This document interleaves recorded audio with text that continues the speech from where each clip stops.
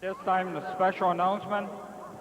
Governor Ben Cayetano has proclaimed today, August 29, 1998, as Eddie Hamada Day. Please join Iolani School in congratulating Eddie Hamada, who played football for and then continued the legacy of the legendary Father Bray Classic. Congratulations, Coach Hamada.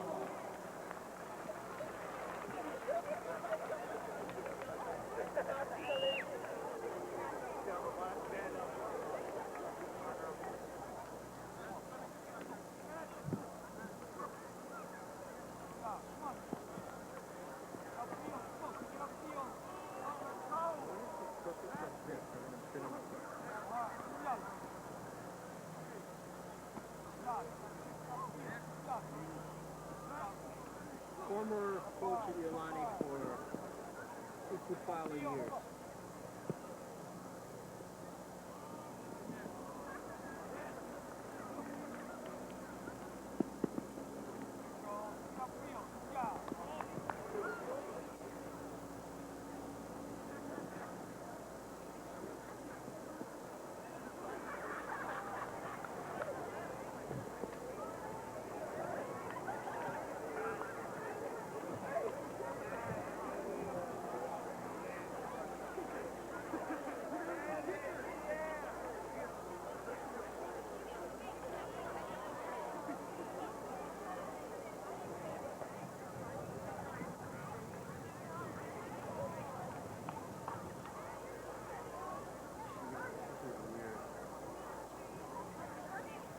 I don't think he's coming out here, guys.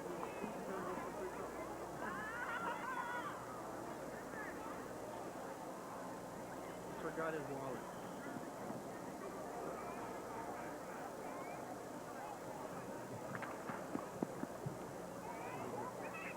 I learned something up there. Good. I mean, sitting there, you know, when you actually see it done, it's a lot easier to... Okay, he's coming this way now.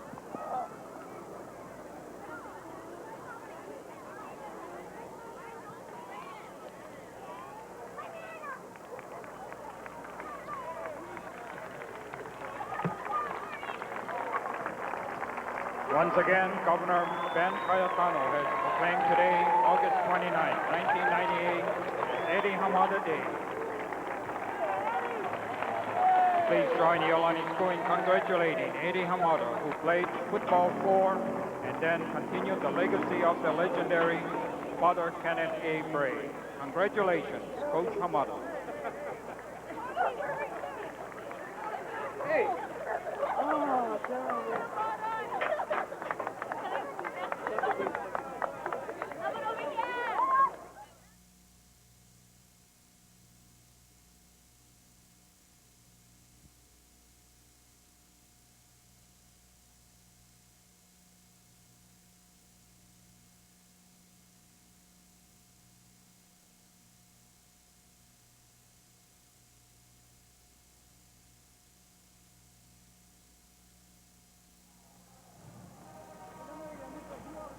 It is a cool and clear night here in the Halava Valley, a beautiful night for high school football. It is game number 3 of a triple header of the Father Bray Football Classic. Tonight's nightcap features the host Iolani Raiders against the visiting Baldwin Bears from the Maui Interscholastic League. Good evening, everyone, and welcome to perhaps the most recognized sporting venue in the state of Hawaii, Aloha Stadium. I'm Kevin Hashiro, joined with me this evening by Mr. Big L. Morikami. An exciting matchup between a pair of teams which have rich football traditions in their respective leagues. And indeed, perhaps the Raiders of Iolani, Kevin, have the player to watch this season in the ILH, none other than their outstanding runner, Joe Igber, whom we expect a lot of good things from this season. Joe Igber, one of the team captains, is standing there. He is in the middle of your screen wearing jersey number 12.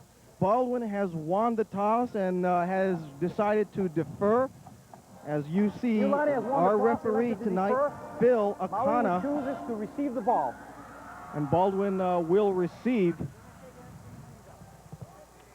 There you see the Baldwin Bears You talk about traditional powers in the MIL. Baldwin is certainly that, but things did not happen for them last year. There you see on the left side of your screen, number 12. Al, you were talking about Joe Igber, perhaps the player of the year in the state. An exciting player. He had a whale of a game last week against Waiakea. And indeed he did. And of course, you mentioned the outstanding career he's had to date. Of course, now holder of the single-season ILH rushing mark, breaking that of another fine running back by the name of Mosi Tatupu, of course, whom we saw play both on Saturdays and Sundays from the collegiate through the pro level, and perhaps Igber headed toward a Sunday date someday in the future. A lot of people think that Igber is a Division I caliber player in the collegiate ranks. Well, Igber still has his final season as a member of the Iolani Raiders. There you see the Iolani kicking unit getting underway. They will kick off to the Baldwin Bears in maroon. There is Joe Igber this season wearing jersey number 12. Last year he wore a different jersey number, but whatever jersey number he wears, it still will be a very good one. Ryan Shinkawa is back deep, ready to kick this one off, and waiting to receive for the Bears of Maui is TJ Figueroa, and this will come down to Figueroa, who fumbles around with it, and now they are going to run a fake reverse. Figueroa gets to the middle of the field and is brought down, no fooling the Iolani defense, and the Bears will start deep in their own territory at the 10-yard line. And so far, Kevin, this has been something of a Maui prep football kind of a preseason. We've already seen your alma mater, unfortunately, take it on the chin against Punahou last weekend. And earlier we saw King Kekaulike certainly put in a very credible performance earlier this afternoon. And now, of course, Baldwin trying to make their mark today, but kind of an auspicious beginning.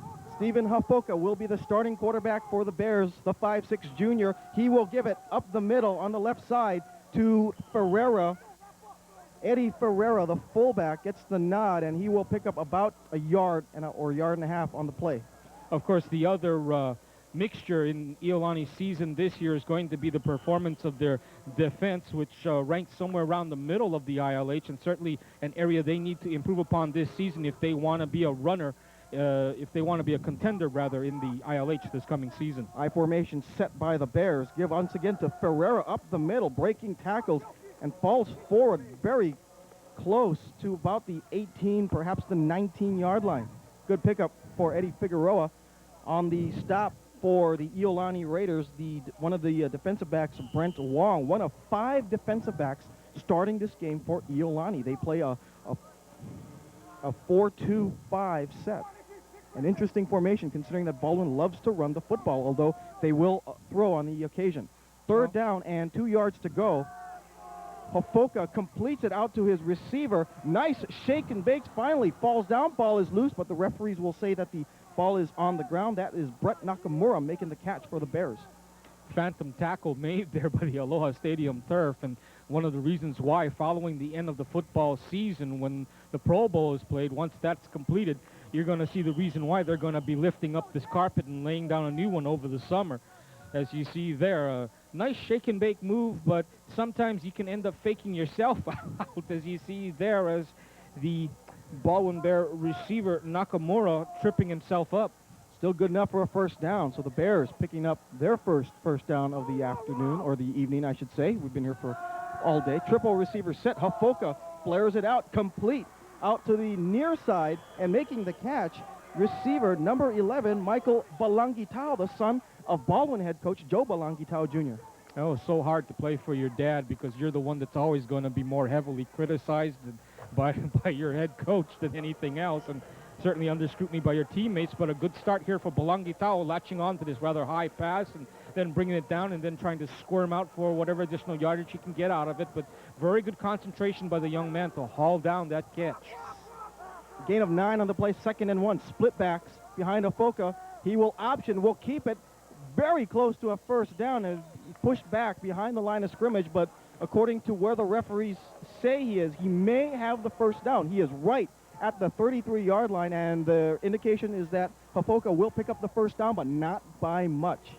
Certainly, Kevin, as I've seen over the years, and certainly as you know, Of course, the Valley Isle turning out many fine skill position athletes, and certainly this young man looks like he's going to be adding his name to that list. Once again, an I formation set. Victor Pamplona is the tailback. Pamplona on the give, and he is hit at the line of scrimmage, may have lost a yard.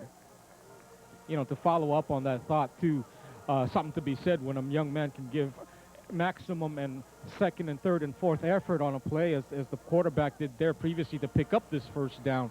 Something to be said, you know, because that's how you get the forward progress, and that can sometimes make the difference between winning and losing. On the stop for Iolani, one of them anyways, was Ian Bernstein, 5'9" defensive lineman. Second down and 11 yards to go. Option, give up the middle is Eddie Ferreira, and Ferreira struggles up to about the 37-yard line. Pickup of about 5 yards on the play. Still, nice effort by the young man. Makes it a lot easier to pick up the first down in this situation when you have moderate distance to go. Take another look at it here on our Pepsi Stuff replay. Just a nice little bump there, and he takes number 46 for quite a bit of a ride there. Keoki Barrett having to hang on for dear life. So it'll be third down and about 6 yards to go. Ball spotted at the 38. Single setback is Ferreira. Hafoka looking to pass. Got a man, and it is incomplete. Ball just thrown in front of the receiver. I believe that's 81, Nolan Wada. Hafoka, man, his eyes must have been big as dinner plates on that one to see that receiver so wide open on that slant play across the middle. Take another look at it here on our all-sport replay. A lot of time to throw, and going against the grain on top of that. And, oh, just a tad too long for his intended receiver on play. So the Bears will have to kick as, boy, that missed not by much. T.J. Figueroa will be kicking for the Bears. Deep for the Raiders are Matt Bragg and Brent Wong. High kick, end over end. And this will be Wong, who will take it and drop right away.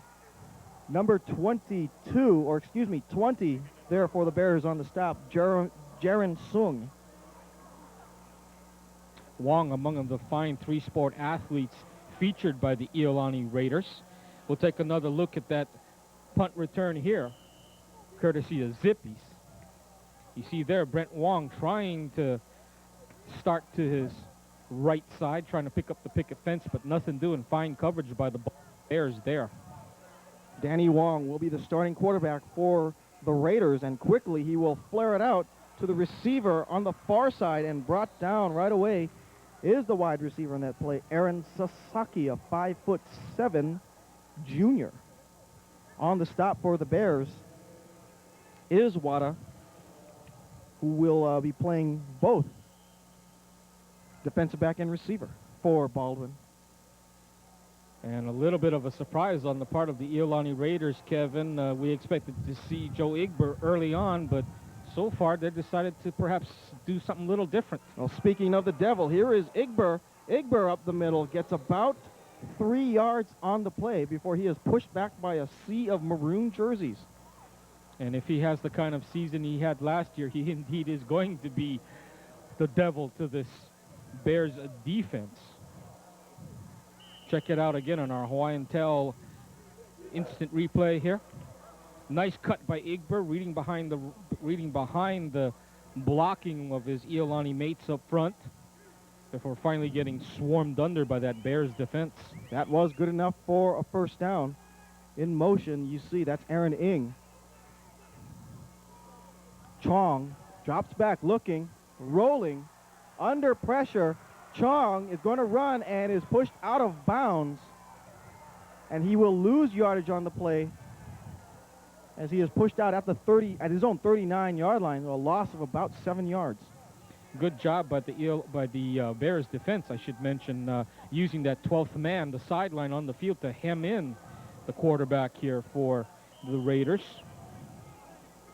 As coming on the corner is Danny Chong, really not given any time to really load up and try and fling it downfield that time. There's Wendell Look, head coach of the Iolani Raiders. Danny Chong, the quarterback. Bit of a surprise, perhaps, because Ben Carnuth who wears jersey number 14, was a regular starter last year. Pitch to Igber. Igber on the sweep. Igber is hemmed in. Good pursuit by the Baldwin defense as Igber could only pick up about 3 yards on the play. And you know, being the big play back he is, sooner or later he'll bust something big. But in the meantime, of course, the Baldwin Bear defense, everywhere that Igber goes, they've got a man watching him, or probably several guys watching him. 42 there, it's Tusi Mailo, and I tell you, Joe Balangitao Jr. loves this kid. He makes plays. I talked with Coach Balangitao yesterday afternoon. He just likes the things that he does. Also plays a little bit of tight end, too. So it'll be 3rd down and about 14 yards to go. Ball sits on the 43-yard line as now penalty markers go down. We're going to have delay of game on Iolani. Or no, sorry, as the flags flew out, our referee, Phil Akana, indicates that Iolani managed to sneak in a timeout before the flag was pulled. And very head-up play there by the Iolani offensive unit, being able to realize that they were running out of time and wanting to save themselves from additional penalty yardage. There is Joe Balangitao Jr. entering his 9th season as the head coach of the Baldwin Bears, has done a terrific job. Of course, Baldwin, which has year in, year out, has had a number of successful teams, a number of MIL titles. However, last year was a bit of a down year for Baldwin, finishing only 4-5-1, tied for 3rd in the MIL with Maui High, but they were actually seeded 3rd because of winning a tiebreaker, as they did defeat Maui High, and there was also a tie with the Sabres. A very down year for Baldwin, which has traditionally, year in, year out, has had great teams in the MIL. 3rd down and 14, 3 receivers set for Danny Chong. Joe Igber, single setback. In motion, it's Aaron Sasaki. Chong flares it out near side, complete to the receiver, and picking up, almost getting the 1st down, was Matt Elises, the 5'11 junior. Elises, one of the fine support players that Iolani needs a lot of good things from this season if they're to have a successful year. You know, Igber cannot do it by himself, although at times he has had to. Certainly would be nice if his mates can come up and help him, as Elises does here. Picks up that nice seam, nice blocking inside there, finds a little bit of a zip lane and takes off. Well, you saw Elises tries to run with it. Couldn't tell if that was just a busted play or something planned. Nonetheless, the Bears will take over at their own 49-yard line. Good play and a nice tackle by Jaron Sung once again. So the Bears come up with perhaps the game's first big play, and certainly with their first possession showed Iolani that they can move the ball on them. So the Bears will take over, 1st and 10 at their own 49.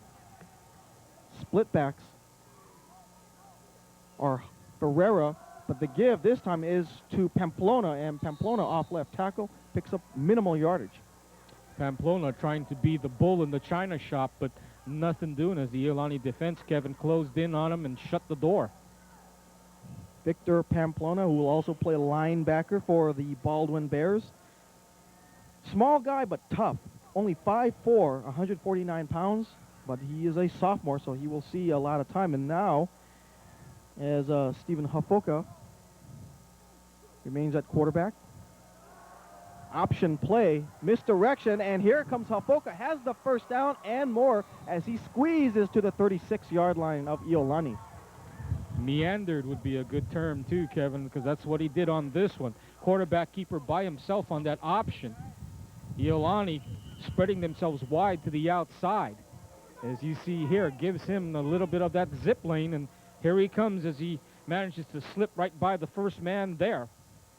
Therefore, finally hip-hopping his way for the 1st down. So 1st down and 10, the 3rd 1st down for Baldwin. Single setback. That's Eddie Ferreira in the backfield. Hafoka dropping back, all kinds of time, will launch it, has a receiver, and this one was almost intercepted. Pass was intended for Brett Nakamura. Good coverage on the play by Iolani. Nakamura getting tied up downfield with the defender there, number 18, Matt Bragg. Bragg was not fooled on that pass play, so it'll bring up 2nd down and 10. Ball at the 36-yard line. called incidental contact between himself and Nakamura and slowing up the receiver just enough to keep that pass from being completed. Some confusion in the Baldwin offense once again, but they go back to that single man attack. Quick pass outside, complete, and not getting a whole lot before the receiver is swarmed on. That's Nakamura once again. So Nakamura being the go-to guy perhaps in the aerial attack of the Baldwin Bears. One weakness about that one-man backfield is that you don't have the extra running back to pick up the blocking. Check the all-sport replay here. As you see, makes it real easy to put pressure on the quarterback. Of course, what they try and do here is swing it out, but Iolani has seen a lot of this over the past several seasons in the ILH, and certainly not fooled by that move by the Baldwin offense. Trips to the near side for the Bears. Almost losing the snap was Hafoka. Tries to option, will get very little as he tries to run off the right side, bringing up 4th down for the Bears. And an interesting decision for head coach for the Bears, Joe Balangitao Jr. Yep, Balangitao Jr. throwing the dice on that one, lining up trips to the near side, hoping to get Iolani to bite on that, but the Raiders having none of it.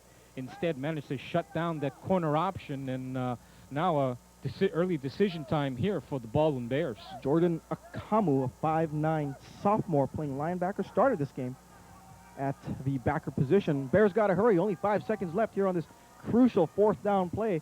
Split backs behind Hafoka. Hafoka going over the middle, and it is caught by Nakamura. What a great catch by Nakamura despite the double team.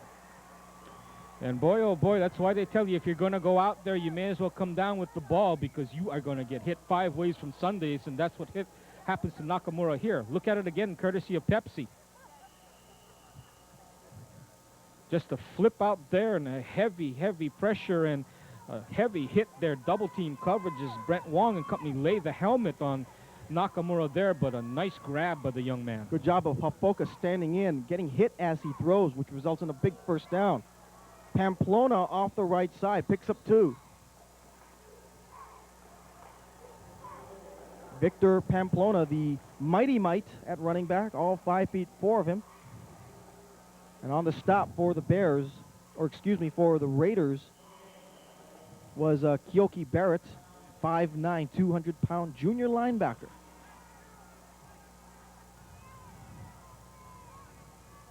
The Bears will once again come out of a single set, tight formation with 2 tight ends. At least that's what the formation indicates anyways. Hafoka, timing pattern, knocked down and almost intercepted and almost caught by Hafoka himself before falling incomplete. Almost a highlight play there. Well, big number 88 out there, Iki Tui Tagmala, 6 foot, 210-pound senior lineman. Getting a paw on it up there along with his other mates out there, including Kainoa Valente, 6'1", 210, a senior. So that'll bring up 3rd down and about 9 yards to go. Ball's at the 19. I formation set with Ferreira and Pamplona. Nakamura split out to the far side. Play action. Hafoka under pressure, fires. Almost caught by the Baldwin receiver. A diving effort by number 81 of the Bears, Nolan Wada. And Wada that time trying to make something out of nothing in heavy traffic as back there among those defending that pass, Matt Bragg and company. And it'll bring up another 4th down attempt, but Joe Bilangitao Jr. decides to bring on the field goal unit, so attempting the kick will be Farron Alfosada. This will be a field goal attempt of 36 yards, angle to the right. Snap is down, kick is on its way, and it is no good, wide to the left. So Iolani dodges the bullet as Alfosada misses the 36-yard field goal attempt. Gutsy play by Baldwin, though, to get themselves into that position and certainly showing their moxie out there. Take another look at the kick attempt here. Courtesy of Sprint. Gets a nice leg into it, but at the same time, look at the flags. Nice breeze blowing across to the, what would be the left-hand side of the goalpost, and that perhaps catching the ball and sending it adrift somewhat. So Iolani will take over at their own 20. First down and 10. Igber up the middle, has a hole, fumbles the football, ball is loose, but Igber fortunate enough to recover it for Iolani once again. Oh, man. Igber that time trying to cut a move before the ball was ready to come with him, I think. I'll guarantee you one thing. I'm not sure Igber will do that again. He had that ball stripped, not really tucked away properly as he tried to shake and bake. Apparently one of the Bears got their hands on it, and Igber was just fortunate enough to recover because two Baldwin players were closing on that play and closing fast. So it'll bring up second down and 8. They did pick up 2 yards, positive yards on the play. Second and 8, as I said. Chong. Timing pattern, incomplete, and now a flag will go down as the receiver, Elises, wiggled when he should have wagged. There is a penalty marker. This could go against Baldwin. Chong, a name very synonymous with Iolani football over the years. Armin Chong, Elroy Chong, of course, the standout quarterback for the Iolani Raiders way back when, who went on to play for the University of Hawaii. Phil Akana, the referee, indicating pass interference against the Bears, so 15 yards will be tacked on to the play. Pass interference on the defense. 15-yard penalty, automatic first down. So first down for Iolani at their own 37-yard line. 31 seconds left to play here in the first quarter. And Iolani's first down of the ball game, too.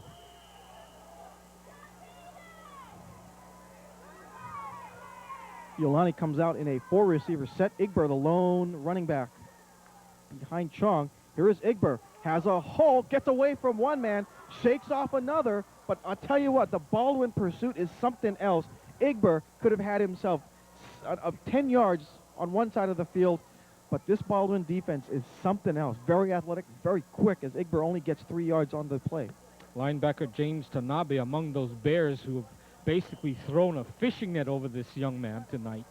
Saw Igber is going to come out to have his uniform adjusted, so David Miyashiro will check back in place of Igber. Again, 4-receiver set. We do have whistles indicating a stoppage of play, and that is going to be it for the first quarter. Al Morikami, a pretty well-played first quarter. We've seen some movement, good offensive movement by both teams, particularly by Baldwin. Certainly both teams coming off the ball well, but not perhaps the way both coaches would have liked to have seen them do. But at the same time, the defenses on both sides, too, playing well above their heads beyond what we thought they would be capable of. And certainly the result we see is, of course, a scoreless tie here after 1 quarter of play. Well, I don't think we expected a defensive battle because both teams love to score points. Although Baldwin is known for tenacious defense. Who brought the pan? There's the pan. Iolani hopes to be cooking in the kitchen in the second quarter. And some of our fans here at Aloha Stadium checking out our nightcap. Earlier today, Waipahu with somewhat of a difficult game against King Kekaulike, also of the Valley Isle, 27-20. Kekaulike played very well, and they might be a force in the MIL. And Farrington in the game prior to this one over Pac-5, 28-20. Second down and 8. Ball rests at the Iolani 38 or 39-yard line. Danny Chong continuing at quarterback for the Raiders. Long count by Chong. Drops back. Looking, rolling. Fires, incomplete, intended for Elises, too high. Chong that time taking his time to look over the defense and make his reads. Apparently didn't like what he saw initially and perhaps made a little bit of a change in the routes of his receivers, but either way, it still results in an incomplete pass and a 3rd and long situation again. So far, Baldwin has done a good job in their secondary. So far, of all the Maui teams I've watched come here to play on Oahu, they've been burned in the secondary, but not so far, not Baldwin, not yet at least. Danny Chong faces 3rd down and 8 at his own 39. Trips to the near side. Chong will fire it out. It's got a man. It is caught And running into the end zone all alone is Zach Toyofuku. Give him 6, touchdown, Iolani.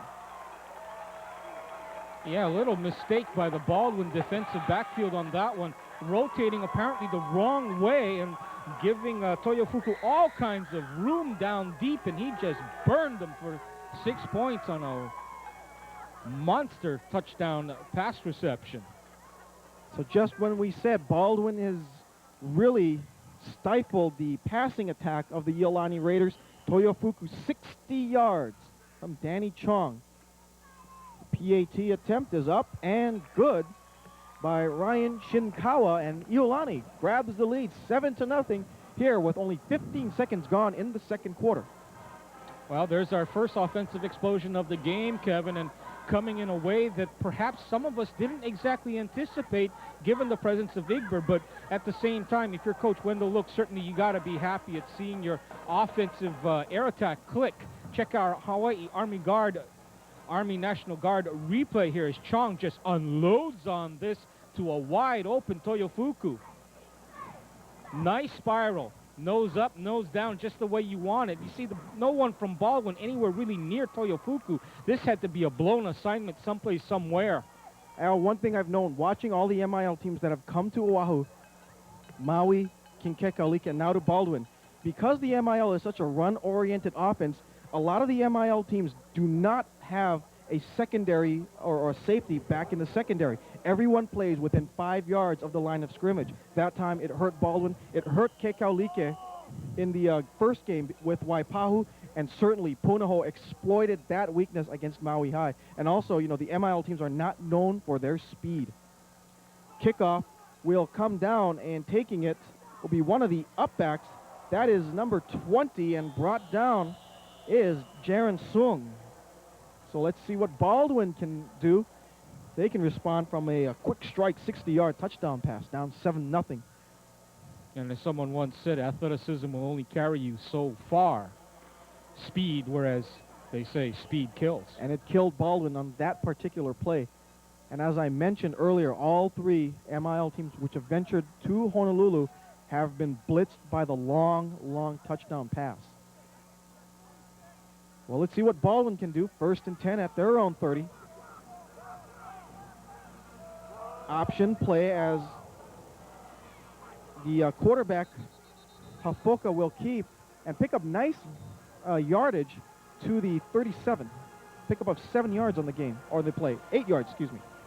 But as you point out, Kevin, because Baldwin, run-oriented team, certainly their defense sees a lot of that, and because Iolani has a top feature back like Joe Igber, certainly that's what they're going to play against. At the same time, though, the Bears here showing a bit of character and major pickup here. Nice run there up the gut and in traffic there by the quarterback, Hafoka. 2nd down and 8, ball at the 37. The give is to, I believe that's Pamplona. And that is Pamplona. He'll get to the line of scrimmage, and that is it. In fact, he may have even lost a yard. And that is indeed the case, as the ball is now marked at their own 36, which will bring up 3rd down and 3 for the Baldwin Bears of the Maui Interscholastic League.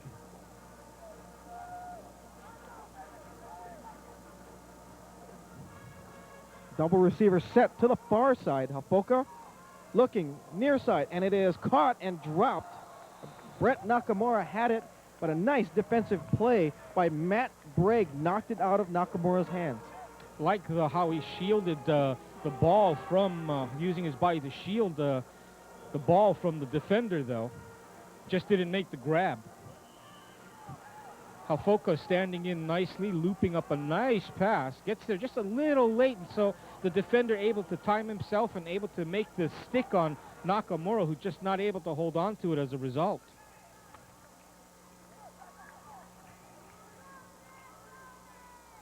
Hafoka will be the upback in punting formation, and now with the play clock running down, Baldwin will have to call a timeout as TJ Figueroa saw there were only 3 seconds left on the play clock. And of course, if you're Joe Balangitao, you don't want to spend timeouts on plays where you're gonna give up the ball. That is a killer. Because you'd never know what's going to happen later in the game if you'll need those timeouts, especially if you've got the ball and are driving down the field. Special teams so very important to of course, the solution to trying to pick up a win on the board. You saw some of the Baldwin fans, some of the parents are here coming over from the Valley Isle. They've got their fans. I'm sure some of the Baldwin alumni who are now making their residence here on the island of Oahu here as well. The meeting place, as it is. The meeting place, yes. And the Iolani fans, of course, en masse, and the Iolani cheerleaders. A lot of them here at the Aloha Stadium tonight cheering on their school.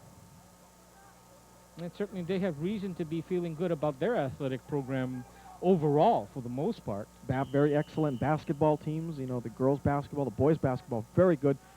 Their baseball team won a state championship this past year. Figueroa launches this one. It'll take a Baldwin hop, and Brett Wong kind of signaled everybody to stay away, and it is finally down at the 28-yard line of Iolani. And now, of course, the Raiders going to go on the offense. But, you know, when you think about it, you know, Iolani just, 3/4 or actually a half away from beginning their regular season. And I wouldn't be too surprised, actually, if Igber is kept to a, shall we say, a minor number of carries. Because realistically, you know what he can do. It's what everybody else can do that you're going to be concerned about if you're Coach Wendell Look. Sasaki going in motion for the Raiders. Draw play to Igber off the right side. Shaking and baking. Igber's got a lane and nice open field tackle by number 20 of the Bears, Jaron Sung. We've called his name a lot. And as you pointed out, Kevin, the defense of Baldwin, very run-oriented, and so a good test for both Balangitao's defensive unit as well as Iolani's execution of the running attack. As we take another look at it here, you see Igber starts out one way, but of course, knowing his cutback ability, you know he's probably going to come back the other way, and Baldwin certainly looking for that, but not before Igber gets some major yardage. Well, all MIL teams are known to be very good tackling teams. We'll explain a little bit. A change of pace for Iolani as the backup running back, John Satoyama, gets the carry and gets close to the first down, actually has the first down by about a yard. Satoyama, a pretty good slasher in himself out there, as we saw last season coming in and doing an excellent job of actually substituting for Igber from time to time and giving the outstanding young man a chance to rest. David Wada on the tackle for the Bears, playing free safety. Bears finally realize what happened on that last play, so finally David Wada sits back as the free safety. Apparently they've learned that lesson well. Timing pattern intercepted by the Bears. Great play by T.J. Figueroa. Well, that time apparently Figueroa sniffed something out, because as Trong was calling his signals at the line of scrimmage, I watched Figueroa start to edge back a little bit on his heels, expecting perhaps a streak pattern up that sideline again, and put himself in good position by doing that, and able to get the position and pick off the pass. T.J. Figueroa is one young man that Coach Balangi Tao said that watch for this kid. He is something special. Very good athlete. He really likes him. So the Bears will take over 1st and 10 at their own 38. Pamplona and Ferreira split back behind Hafoka. Option play. Hafoka's got a lane if he can get around. Nice open field tackle by Brent Wong coming up from his safety spot. Wong doing an excellent job of coming up in support of the rest of the defensive unit for Iolani. That time shadowing Hafoka as he came out to the corner. As you mentioned, Kevin, just basically had to be able to try and round that corner, but Wong shut the door on him. Gain of 4, 2nd and 6. One thing that we could say about this, two similar ball clubs, even though Iolani will play in a very physical ILH, they're almost, these two teams, because of their athleticism and their speed, almost similar. 2nd and 6. Hafoka looking, screenplay. Gets it out to Pamplona. Pamplona's got a first down and more. And finally, Wong and Bragg have to bring him down, but a good pickup for Pamplona, picking up the first down on the screen. And of course, with a name like that, it of course begs the phrase of Pamplona running with the Bulls. Or in this case, actually, the Bears. take another look at it here on this screenplay. Very well executed. Nice little brush block there, what Pamplona needed. Gets away from the next man that tries to make the tackle on him before Iolani's defensive backfield comes up and puts the grab on him. Running with the Bulls or the Bears. So St. Louis educated, folks. Another screen pass. And Ferreira, they tried the same thing. This time to Ferreira. No dice at all for Iolani. Read that out perfectly. In fact, a loss of 2 yards on that screenplay. And without going into details, Kevin, I'll tell you this much. It came down to just a couple of points on an entrance exam that would have probably made me an Iolani graduate instead, perhaps. But such is life. Anyway, nice, well-executed play here on that little flare pass out to the big back there that time to help Baldwin perhaps try and make something there. But, of course, Raiders defense, seeing a lot of that in the ILH, sniffed it out and managed to actually stop him for a loss. That Bears just got the play off as Hafoka tried an option play, gets back to the line of scrimmage. But I'll tell you, Stephen Hafoka did a super job because that right side of that Iolani defensive front just caved in. That offensive line disrupted the play, but Hafoka still managed to get back to the line of scrimmage. Traditionally, of course, Iolani, over the years in their football program, a very small, usually marked by small, quick players throughout the decades. And certainly when you're a smaller team, then you have to rely on quickness. And Iolani's defense, showing that trademark that started with, of course, Eddie Hamada and carried on under Wendell Look. Again, Baldwin just gets the playoff in time. Here's a pitch reverse to Figueroa. Figueroa gets a block, gets outside, has the first down, cuts back. TJ Figueroa has a first down to the 31-yard line of Iolani. And indeed, Kevin, Coach Joe Belangitao Jr., as you pointed out, said this young man is really special, and he showed it in that with his broken field running in that situation. And excellent play call that time to get him to be able to hop, skip, and jump through that Iolani defense. Well, if you got a team that has the pursuit of Iolani, that is what the doctor ordered. Very nice reverse here and reversing the field. Sets up all kinds of nice blocking angles as you saw there and again there. Oh, my goodness, this is almost like reminiscent of that Green Bay Packers game. And you got to credit the blocks by Baldwin downfield. And now the Bears will spend the timeout with 5 minutes, 42 seconds left in the first half. They trail 7-0, but the Bears are on the move. One of the things I was taught along the way, Kevin, in my athletic career was, well, if someone has a certain edge, then what you need to do is look for a way that you can turn that against them. And Iolani's defense being quick and flowing and pursuing to the ball, running a little bit of a reverse in that kind of a situation, turning Iolani's defense actually against itself, getting them to flow one way. And then when they've done that, of course, you open up a nice little zip lane going in the opposite direction. And, of course, Baldwin able to pick up the first down in that situation by turning Iolani's strength, their quickness on defense against itself. Joe Belangitao is a kind of coach who loves to throw in, mix it up a little bit, loves to throw that trick play once in a while, and we certainly saw that to TJ Figueroa. So far, though, however, one of the things about Baldwin is they like to go to the tight end. We haven't seen the tight end so far in this contest, and Ikaika Blackburn, who started the game for the Bears at the tight end position, hasn't seen any balls come to him yet. 1st and 10, ball rests at the Iolani 30. Hafoka looking near side, going to the end zone, and incomplete as he overthrew Brett Nakamura on the play. Good coverage by the Iolani defenders Wong and Bragg.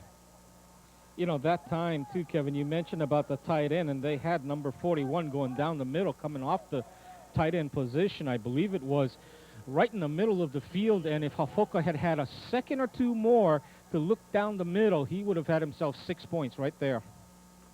Again, the inexperience of Hafoka, who did not play quarterback last season. The starting quarterback last year was actually Davin Morita, and he may see some time at quarterback tonight before this game is over. Hafoka maybe setting up the screen again, and Figueroa just can't hang on to it. Yeah, that time Figueroa, I think, was trying to turn upfield a little too soon. And that pass also, of course, from Hafoka, just a tad too tall for the young man as well. Do have a penalty marker on the play in the Iolani secondary. We'll see what referee Akana has to say. There's no foul on the play, no foul. Inadvertent flag, so wave it off. The play will stand, so it'll be 3rd down and 10 yards to go for the Bears. Yep, our officiating crew in preseason form as well. We've seen several of those throughout the day. It's early in the season for everybody. The players, the officials, the coaches, even the announcing crew here at the stadium. 3rd down and 10. Trips to the near side for the Bears. Hafoka looking towards the end zone, fires and has to actually one-hops Michael Balangitao on the play. He was open. And if you watch carefully, Hafoka set up like he was going to shot put it and came out with pretty much the result that happens here. You see he slings it right around the side of his head.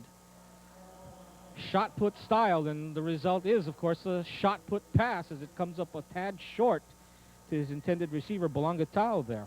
It'll be 4th down and 10. The Bears are going to go for it. Of course, this is what they do in the MIL. One of the unsung rules is, or the one of the rules is that if the ball is inside the opponent's territory, and if it's within at least 10 yards, you go for it. Ferreira's the lone setback. Hafoka will go for the end zone, get some pressure, will fire it again. He's got a receiver, and it will be incomplete, and a penalty marker will come down. 1st down for the Bears. That play was intended for David Wada, who was open, but a nice bit of athleticism. That ball was overthrown, but pass interference will be called against the Iolani Raiders. What a huge break for the Baldwin Bears. And that time, excellent throw, really, by the quarterback, Hafoka, there to make that ball a catchable ball for his receiver downfield and being able to draw the penalty. Defensive pass interference.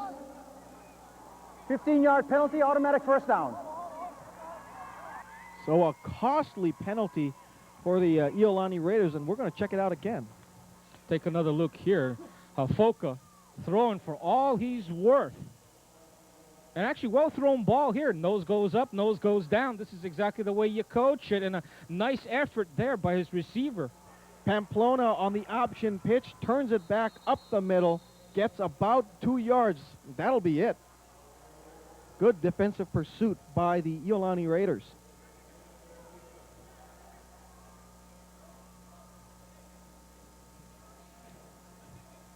That is Kyoki Barrett on the stop for Iolani, which has really had its work cut out for it in this contest. Barrett doing a good job taking that little drop step and reading and then moving to the outside and coming in to wrap up Pamplona on that one. Give up to Pamplona. No, excuse me, that is Ferreira, I believe. No, that's Pamplona, excuse me. And he gets a 1st down inside the 5 to the 3. And dare I say it, running like a wild bull is Pamplona up inside there. One little taste of success and a little bit of confidence building, and the young man just running wild here. Watch it again, courtesy of the Hawaii Army National Guard. Very sneaky, nice bit of ball handling there by the quarterback, Hafoka, there to sneak that one in there. Boy, kid could be a magician. 1st and goal, ball's at the 3. Ball is loose, and Hafoka alertly falls on it as there was a miscommunication between him and the upback, Eddie Ferreira. Could have been disastrous for the Bears. Sometimes you can be a little too sneaky in how you handle the ball out there, and you saw the result was a near turnover for the Bears in what would have been a heart-wrenching end to this particular offensive drive. Clock winding down, 3 minutes, 38 seconds left here in the half, but Baldwin threatening despite being down 7-zip. And now we've got penalty markers. There was still time left on the play clock. This could be a false start and perhaps call against the Bears. Dead ball foul, encroachment by the defense. Half the distance to the goal line. Repeat 2nd down.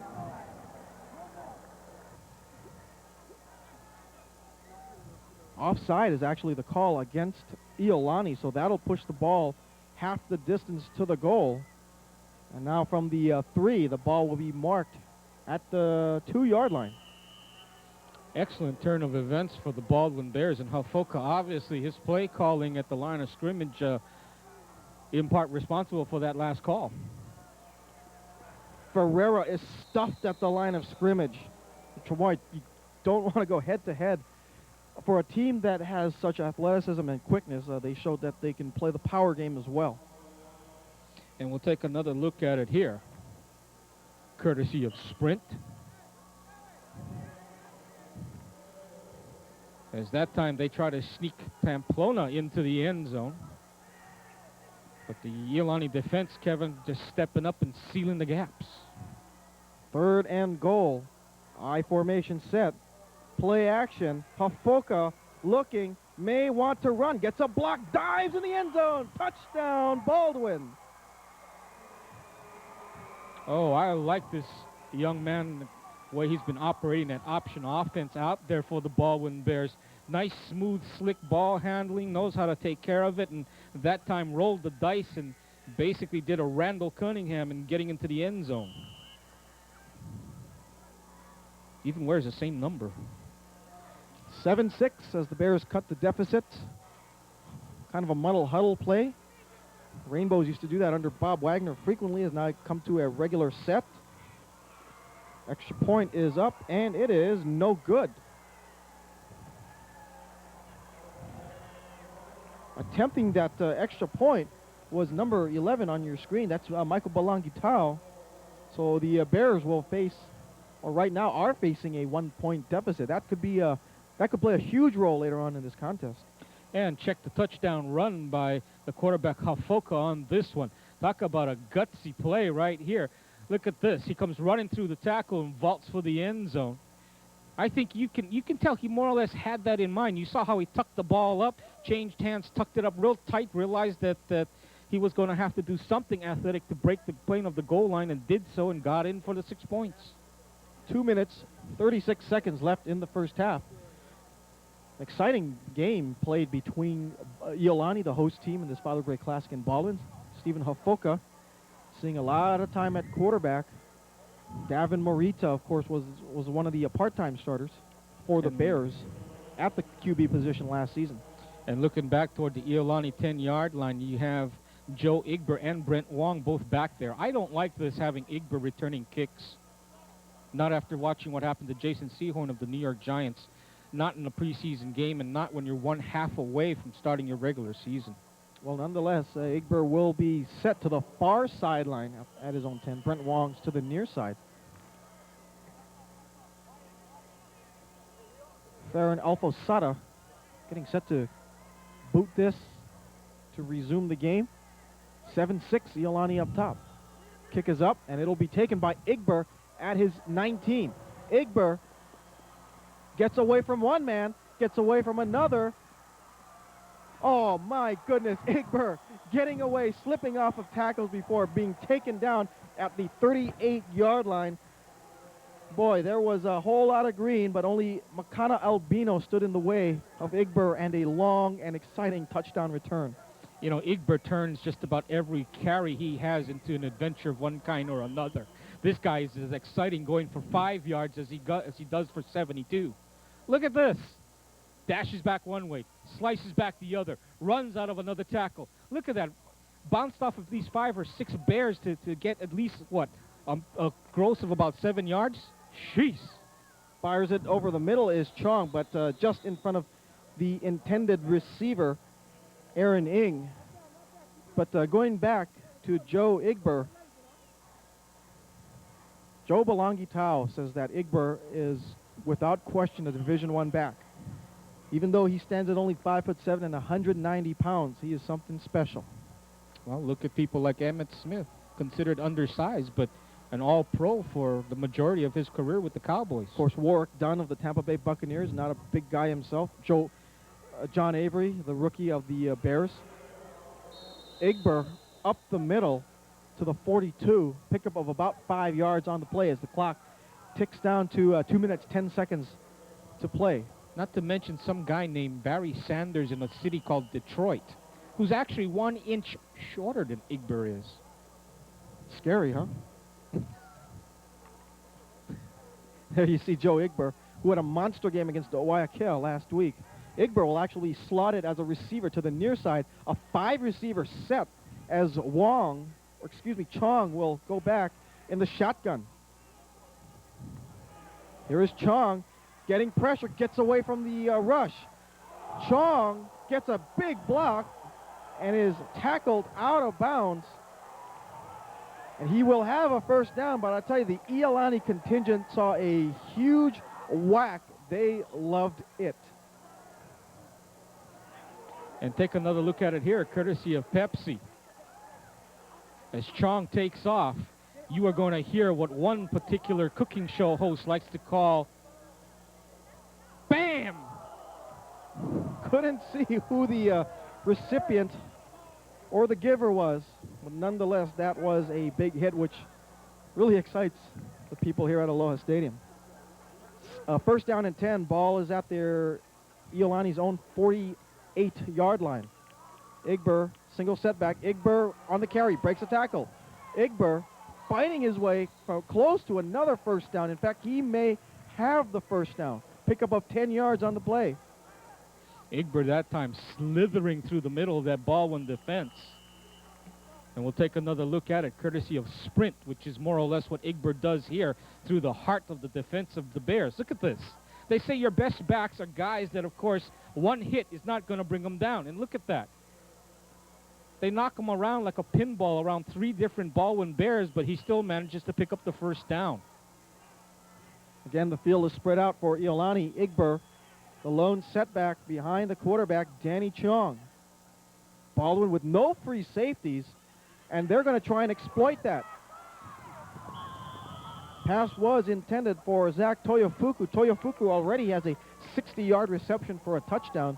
Well, Danny Chong saw there were no free safeties, and no one in the backfield for the Bears decided to exploit that, but just slightly overthrow the receiver. But really good one-on-one coverage down the field, though, by the Bears that time, because they were actually backing off the corners and the safeties just a tad on that one. Trips to the far side for the Raiders of the ILH. Igber, the lone setback. Pitch to Igber. Igber finds a bit of a hole and squirts through and gets to the 36-yard line. Boy, Joe Igber is something else. And indeed he is. You know, the way they set up the slot backs to the far side of the field, Kevin, set up that run to be able to create that lane for Igber, because watching the man in the slot who had the responsibility for covering the slot back, as you see it again here, courtesy of the Hawaii Army National Guard, the slot back right there, the guy who's covering the slot back there, 44, you know, I saw his head swivel back and sneak a peek into that Iolani backfield, and you know he had Igber on his mind, and that really really kind of like doubles up your defensive responsibilities when you're in that position. And that was the guy who plays on the other side of the field, 44 for Baldwin, Eddie Ferreira, who is the fullback for the Bears. Timeout is called. We are under a minute, 58 seconds to be specific, left to play in the first half. 7-6, Iolani out on top. Some of our fans and students here taking the weekend off from school. Classes have resumed for most institutions around the state. And getting back to what we were talking about just a moment ago, Kevin, certainly when if you're a quarterback and you see something like that, and if you're a slot back on the other side, you know that one nice play action fake and you can get downfield on a man and get yourself 6 points. So it'll be 3rd down and 4. Ball is at the Baldwin 35. Danny Chong at quarterback. Play action to Igber. Here's Chong. Chong being chased and finally will run out of bounds. He will lose about 4 yards on the play, stopping the clock with 51 seconds left. However, it will bring down a 4th down situation for the Iolani Raiders, and here comes the punt team. Good decision, though, if you think about it, by Chong not trying to force anything.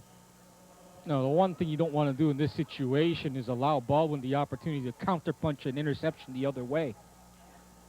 And there you see Wendell Look telling, giving instructions. Matt Elises will kick this one away, a high kick, and fielding it, made a poor choice, is a Figueroa, who probably should have let it bounce into the end zone. We do have a penalty marker at the line of scrimmage, but Figueroa should have just let that one bounce into the end zone.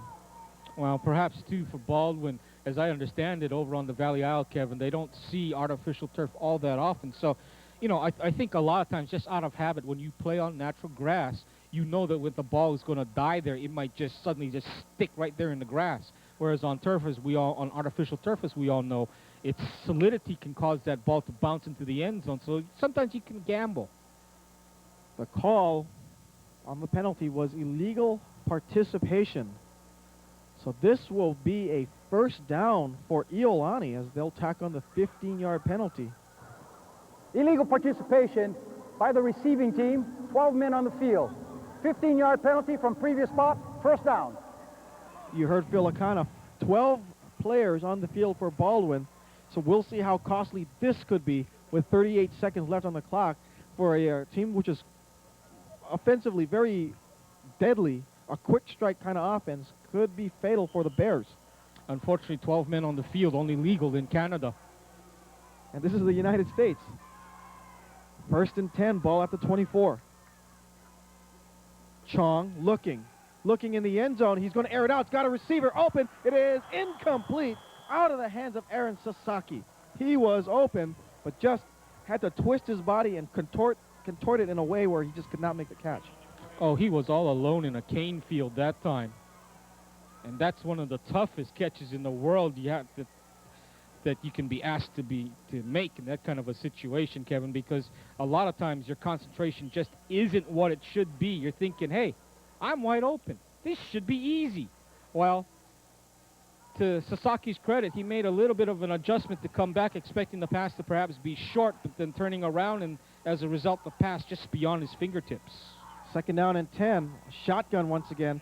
Trying to set up the flanker screen for Elises, and Elises is taken down, and a penalty marker will fly. Elises pushed out of bounds. You saw the 5 Baldwin cheerleaders scatter. Let's see what the penalty marker will be. It's usually in the area, Kevin, where you have an illegal hit out of bounds. We'll see. Or perhaps a face mask. Phil Akana will let us know. He is marking the spot of where the line of scrimmage is after the play. Clipping on the defense. After distance to the goal line, first down. Clipping on the defense. Interesting call. Overly aggressive play on the part of Baldwin, and giving Iolani opportunity after opportunity to crack the end zone, Kevin. We'll see if they'll wind up paying for it here. 24 seconds left as the clock now winds down. First and 10 at the 9. Or first and goal at the 9, excuse me. Chong to the end zone, just over the head of Matt Elises, the intended receiver. Yep, that time what they call a little bit of a look-in pattern, where the man just comes off the line and you basically look back to the quarterback for the ball. The one disadvantage of that is, you see the preliminary call going to be against Iolani. The disadvantage of that, though, is that you can lose a little bit of foot speed by doing that, because you're not in a real balanced type of situation. Your back, turned in such a way that it makes it very difficult. On the offense, 10-yard penalty from spot off the foul. Repeat the first down. Makes it very difficult to make a catch like that.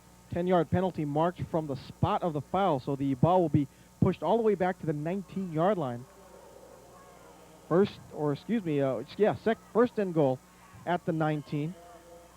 There's only 12 seconds left. Well, time enough, I think, for 2 cracks at the end zone from this distance if Iolani is good with their time management. Trips to the far side for the Raiders. Danny Chong looking to the end zone, being pressured, and it will be brought down. Great defensive play by Thomas Miyashiro, the 6'1", 225-pound junior linebacker, and Iolani will decide not to spend a timeout. Have they? Yes, they have spent the timeout. The timer clock shows 0. 1 second on the clock. Will the timer put 1 second on the clock? The clock right now remains at 0, but Iolani wisely called a timeout before the time expired. The timer puts 6 also seconds need to on the credit the clock. Baldwin 6 secondary seconds. on that. The corners backing off at the last second and basically creating all kind of heavy traffic for Chong to read, and basically creating so much confusion that Chong wound up with what they call a coverage sack on him. They will put 6 seconds back on the clock. The ball now rests at the 30-yard line, so 2nd and goal at the 30. As now the Iolani coaching staff, there's Joe Igber included in that discussion. Perhaps could be the state player of the year before the dust settles here at the end of the high school football season. Zach Toyofuku, number 3, also involved in the conference. And there you see along the near side here, along the near sideline of the Aloha Stadium, the halftime entertainment with the Iolani Raider marching band getting set to entertain the folks here. Cheerleaders, the dance squad is also here, the flag corps. And they're on the far sideline. The Baldwin Bears coming over from the Valley Isle. Short 25-minute plane ride on one of our local airline carriers. And as you've heard me say several times in the past, whenever we've seen the Iolani cheerleaders, we know that at least some of them really are Iolani cheerleaders. Good point. You saw Eddie Ferreira with the Shaka sign. So they're having fun out here at Aloha Stadium, even though they're in the thick of the game. Well, we are going to see a 44-yard field goal attempt by Shinkawa. The kick is on its way. This is going to be short. It was down the middle, but it was short. The 36 or the 46-yarder well short. And so that's it. We will go into halftime. Good game.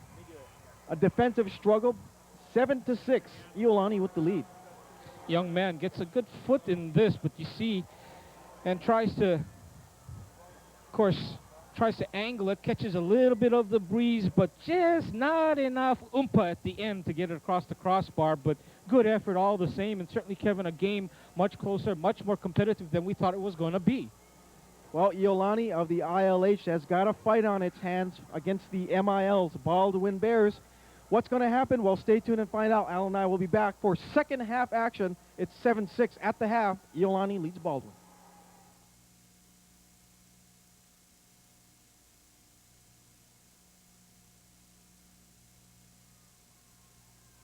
Exciting halftime program for you this evening. And we begin with the Iolani Marching Band and Power Dancers.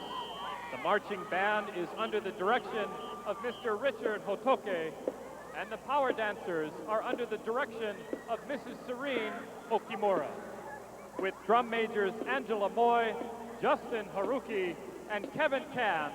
Here they are, ladies and gentlemen, the Iolani Marching Band and Power Dancers.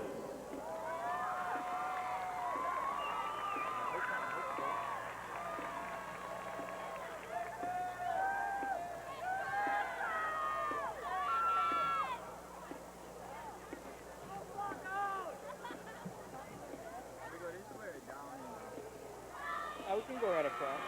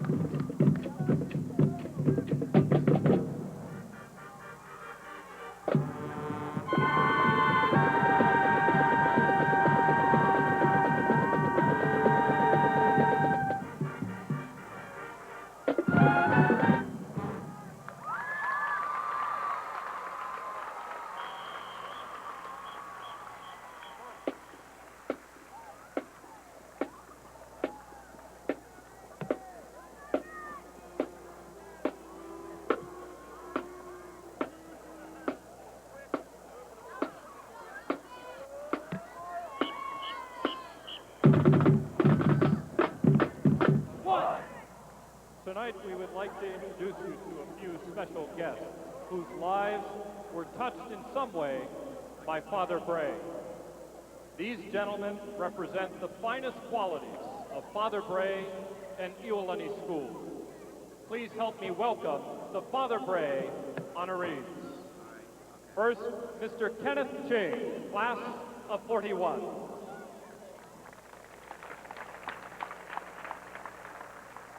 Mr. David Kennedy, class of 50.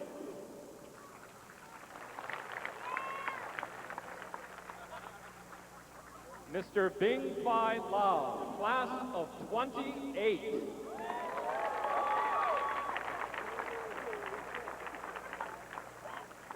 Mr. James Takane, class of 48.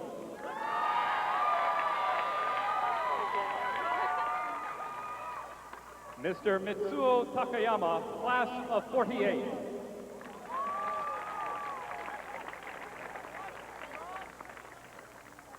Mr. Saburo Takayesu, class of 42, represented tonight by his son, John.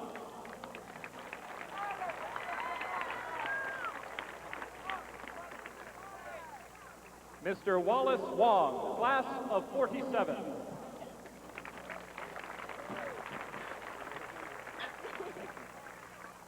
And finally, Mr. Aaron Neff. Although not an Iolani graduate, he coached with Father Bray and was instrumental in bringing Iolani back to varsity level competition in 1945.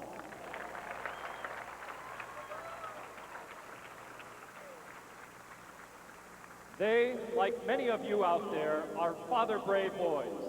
All of you helped set the direction for athletics at Iolani School.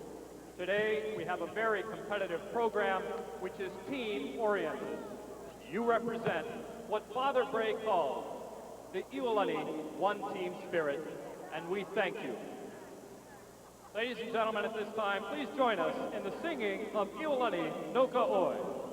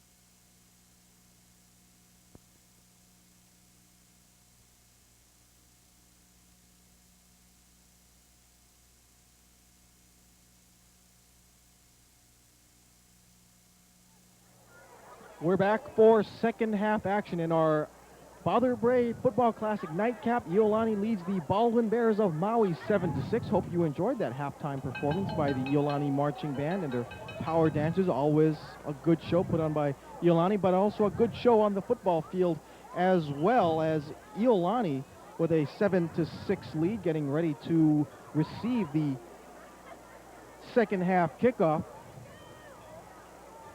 Always an exciting event. Of course, earlier today, Governor Cayetano proclaimed this day, August 29th, 1998, as Eddie Hamada Day, the longtime athletics director over at the Iolani.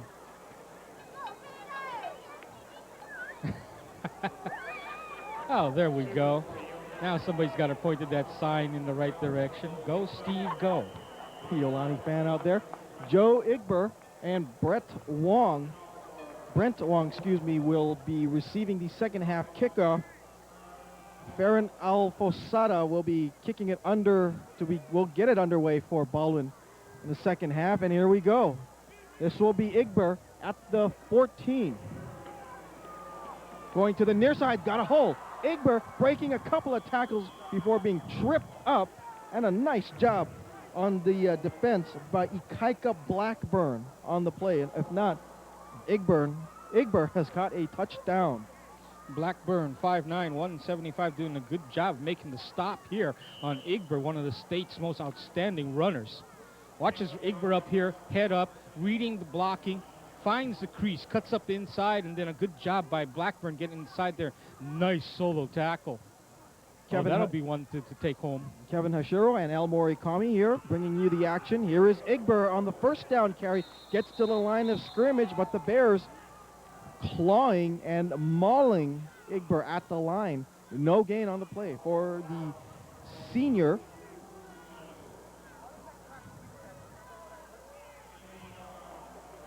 And Igber with a bit of word for the quarterback, Chong, on that one.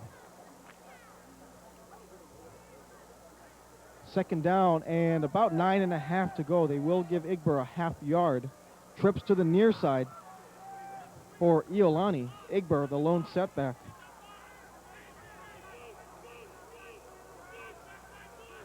Danny Chong, long count, and now we should see penalty markers. The play clock is down to 0, and so this will be a delay of game on Iolani. Foul, delay of game on the offense. See Igber. 5-yard penalty, repeat second down. You can see Igber in the background talking to Chong there and telling him, hey, you know, if you look downfield and if you look over there to the end zone, there's a play clock there. You need to be aware of that. Igber the quarterback Chong was too busy looking over the Baldwin secondary and did not see the play clock. Well, Iolani's better get it on again because there's only 4 seconds left on the play clock. And Chong will have to call a timeout. Boy, Chong has really struggled in finding his reads on the last 2 plays, getting a delay of game, and now forced to burn a timeout. And we have just run under a minute here in the third quarter. And Coach Wendell coming out to talk to Chong, telling him probably, hey, young man, don't overthink what you're doing out there. Sometimes you can spend too much time thinking and not enough time executing what you're supposed to be doing. And certainly what they want to have here is, of course, to have Chong, you know, execute the plays. That's what his job basically is. You know, don't spend so much time looking at the defense and trying to understand. You can see there, he's talking to Coach Look, saying like, well, you know, I'm looking here, I'm looking there. And Coach telling him, well, you know, that's all well, fine and dandy, but hey, you got to remember, we got a game to play here as well. On the other side of the field, the Baldwin Bears. Certainly, Coach Joe Belangitao Jr. was telling me before the game, as you check out the Iolani logo on their helmet with the shield. Coach Joe Belangitao of Baldwin was telling me earlier before the game that certainly the Bears were excited to be playing in Aloha Stadium, the first time in 5 years that they've played in Aloha Stadium. And ironically, it was against Iolani in a very close 2-point loss. Chong with the drop play to Igber. Igber with a slight hole. Igber trying to get away from the defenders and manages to only get to the line of scrimmage. Good defensive stop by the Bears. Yep, a sea of burgundy swallowing up Igber on that one. They weren't about to let him go anywhere. It'll bring up 3rd down, as Igber did manage to pick up a yard on the play. Check our Hawaii Army National Guard replay. This is why they call it gang tackling, folks. But you see again, Igber makes the first man on him miss, and then they just stay after him on the pursuit and basically just hog tie him and bring him down. David Bailey, number 51 for the Bears, came in on a stunt and managed to bring Igber down from behind. 3rd and 14. Danny Chung looking over the middle, has a receiver almost intercepted, as that pass was intended for Aaron Ing, but knocked away by the Baldwin defender. Ing there probably distracted momentarily by the defender in front of him that got a hand on it. And sometimes if you're an inexperienced young man out there, and you can see Ing not happy with himself. Check our sprint replay. Very unhappy with himself. Probably felt like he got interfered with, but you know, when you have that many people crossing in front of you, your main thing is to concentrate and catch the ball. Well, TJ Figueroa will take the punt and take it up to the 40-yard line. A return of about 5 yards, so Baldwin will take over and have their first crack here in the first half. Figueroa with an excellent game. Stephen Hafoka will be the quarterback for the Bears. Hafoka, 8 carries, 29 yards. Special thanks to Advertiser High School beat writer Stacy Kaneshiro for those statistics. Hafoka also has a rushing touchdown, which is accounted for the only score for the Bears this evening. Hafoka loses the handoff, but manages to pounce on it, and he'll actually gain about 1.5 yards on the play. You know, Kevin, this is why I guess some people say, when a guy comes to the line for a free throw, you don't ever talk about how good his percentage is, because guess what happens, right? Stephen Hafoka, the quarterback, manages to get it back, and you were mentioning just a while ago, well, let's check out the replay. We'll get back to that in a second. Does a good job here, though, of recovering the snap and still manages to eke out 2 yards out of this just by falling forward. 2nd and 8, I formation. Give up the middle, breaking a tackle at the line, staying on his feet, and a good gain by Eddie Ferreira, picking up about 7 yards, a yard shy of a first down. Ferreira, good job with 2nd and 3rd effort, and this is what giving extra effort can do for you. And get you into a situation where, you know, you don't need to go very far to pick up a first down, and just excellent effort by the young man to bowl his way through that Iolani defense. 3rd down and 1 faces the Bears. Pamplona and Ferreira split in the backfield behind the quarterback, Stephen Nafoka. Pamplona has a hole. Pamplona has a first down and a lot more as he squeezes to the 42-yard line. You know, I swear, Kevin, Iolani's front line defense froze for just an instant, not knowing who was going to get the ball on that option to the corner, and then Pamplona just came busting out of there. There you see the frustration as you saw a Jordan Akamu 95, just kind of just a frustration swing at himself. And watch again as Pamplona comes busting out there, sprinting out, as the case may be. Victor Pamplona at 5'4", the mighty might. Hafoka play action. He will go deep, has a receiver, and will overthrow Brett Nakamura on the play. But Brent Wong was coming over from his free safety spot to make sure that the Nakamura wasn't going to catch that. I think Nakamura too, though. You saw him whack himself on the side of the helmet. I think he was supposed to turn that up on a streak pattern up the sideline, but instead turned it out toward the sideline instead. And the pass, of course, just floating right over the top of his head. Obviously realizes he ran the wrong pattern. 2nd down and 10 at the Iolani 43. I formation set. The up back is Eddie Ferreira. Option to the far side.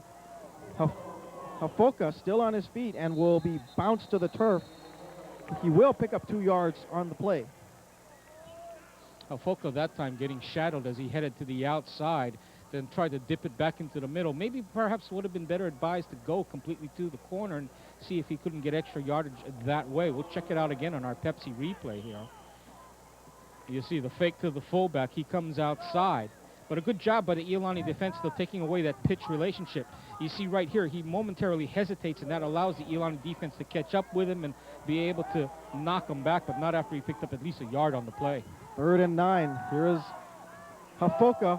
Has a man, overthrew his tight end as that was intended for Ikaika Blackburn. The first time that they've gone to the tight end. They've certainly did that a lot last year, going to the tight end coming out from the line of scrimmage, but it's incomplete, and it'll be 4th down and 9. Question is, will Baldwin go for it? We talked about the unsung rule in the MIL. If you're in the opposing player team's territory, you go for it, but Coach Joe Belangitao Jr. will play the percentages, and they will kick it away as Hafoka will drop back. Brent Wong is back deep. A fair catch will be called and made at the 15 by Jason Teruya. And Iolani survives that Baldwin threat. 1st and 10 for the Raiders at their own 15-yard line.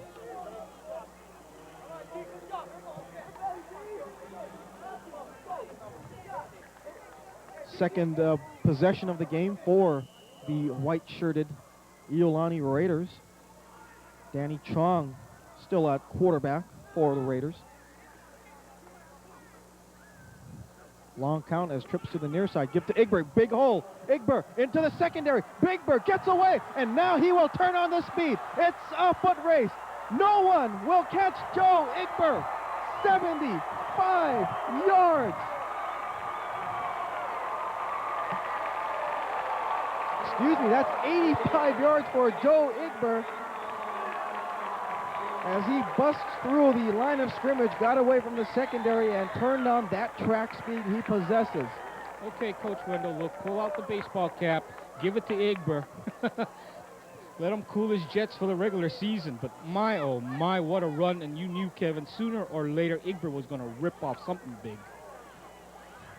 Ryan Shinkawa to attempt the PAT out of the hold of Brent Wong.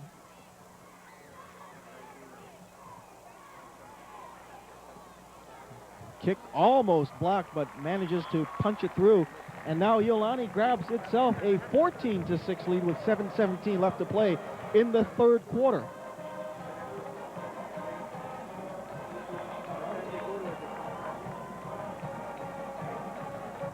And oh boy, what a run by Igber. Watch the first 10 to 15 yards of this, courtesy of the Hawaii Army National Guard. Igber comes racing through that Iolani defense, gets by, runs out of one tackle, runs out of a second tackle there. Like they say about all excellent running backs, the first tackle does not take him down. And the rest from here is just, as you put it, Kevin, a foot race. And Joe Igber wins the sprint to the end zone. By a lot, and that 85-yard touchdown run puts Igber above the 100-yard rushing mark once again. So what else is new for Joe Igber? Well, gee, you know, an 85 touchdown run, just another day at the office, folks. Well, you know, last week, Iolani, when they went to Hilo to play Waiakea, they had a huge lead. They were up by as many as 35 points and let Waiakea back into it, and Iolani ended up winning that contest by about 6 or 7 points. So Iolani does not want a repeat of that performance, especially in this close game. Shinkawa puts his foot into it, and this will be returned. Figueroa, he reverses to Nolan Wada. Nolan Wada gets a block. Wada down the far sideline, cuts back in. Wada will still on his feet. Oh man, Nolan Wada. What a return after taking that reverse from Figueroa, and a late flag comes down. This could go against Iolani. And Baldwin showing on that kick return, hey, you know what? You got a guy who can fly well. So do we. Unfortunately, this is going to come back just a tad. Boy, what an unfortunate break for the Bears. They had the return set up. During the run back, we have clipping on the receiving team. 15-yard penalty from the spot of the foul, 1st down. And of course, they penalize from the point of the foul, and we'll just see how much yardage this will cost them. Actually, not much. Still good field position, Kevin, but would have been a lot better from where they ended the play. You'd rather start at the 45-yard line of Iolani, and there you see Coach Joe Belangitao very upset at the officials. Apparently, he didn't think that there was a clip on the play. But nonetheless, it's back to work as he puts on the headsets once again. And Baldwin will come out in a triple wide receiver set to the near side. Eddie Ferreira, the lone setback. Hafoka will fire it, and it is caught by the coach's son, Balangi Tao, to the 30-yard line. Only a pickup of 2 yards on the play. Make that 1 yard. But still kind of well set up. What they did basically was they took 2 of the receivers and ran off most of the defense by sending them down the field, and then just had Balangi Tao break off his pattern to the sideline. But as you point out, Kevin, the pickup only good for about a yard and a half at most. Need to pick up more when you're going to throw the ball. 6.5 minutes left to play in this third quarter. Iolani up 14-6 over the visiting Baldwin Bears from Maui. Trips to the far side. Give up to Ferreira. Ferreira takes a hit. Oh, man. Ferreira got to the line of scrimmage and got his head snapped back.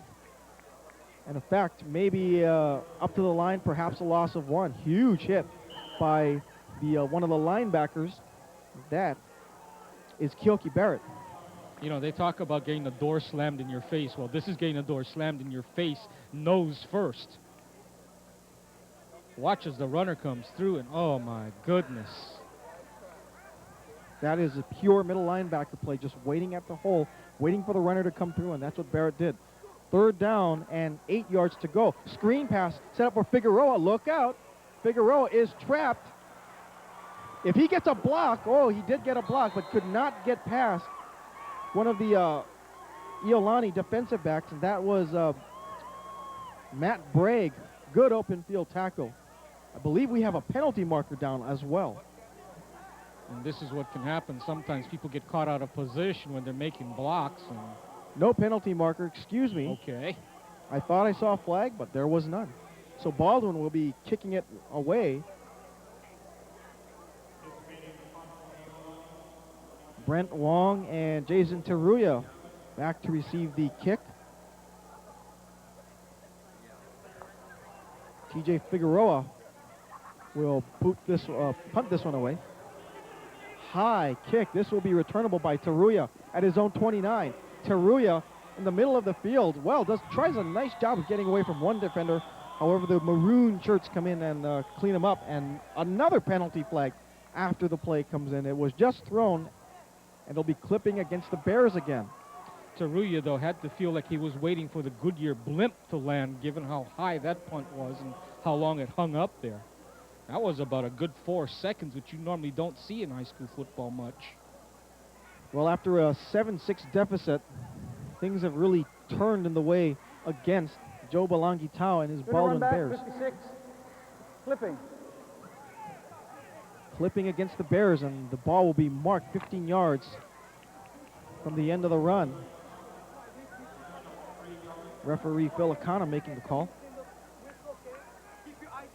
as the ball will be placed at the 46-yard line of Iolani. You see the maroon-shirted Bears. What I was going to refer to was that for many, many years, the Baldwin Bears played their MIL games with white uniforms. They were the only school in the MIL to wear white, because in the MIL, the budgets aren't big enough to carry 2 uniforms, so Baldwin wore white. But about 3 or 4 years ago, the Bears decided to go with, similar to every team in the MIL, they are now wearing pure maroon jersey. Fumble snap.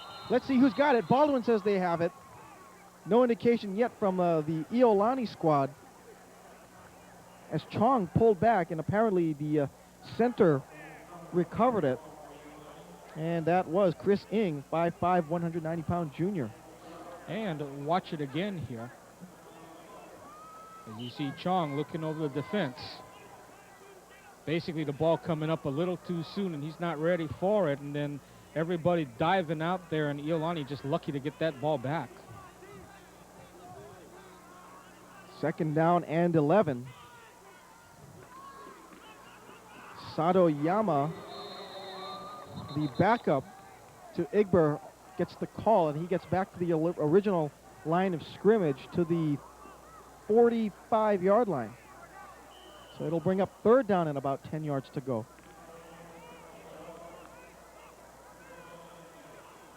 Trying to locate Joe Igber along the sidelines, but I have a feeling his evening may be done after ripping off that monster touchdown run.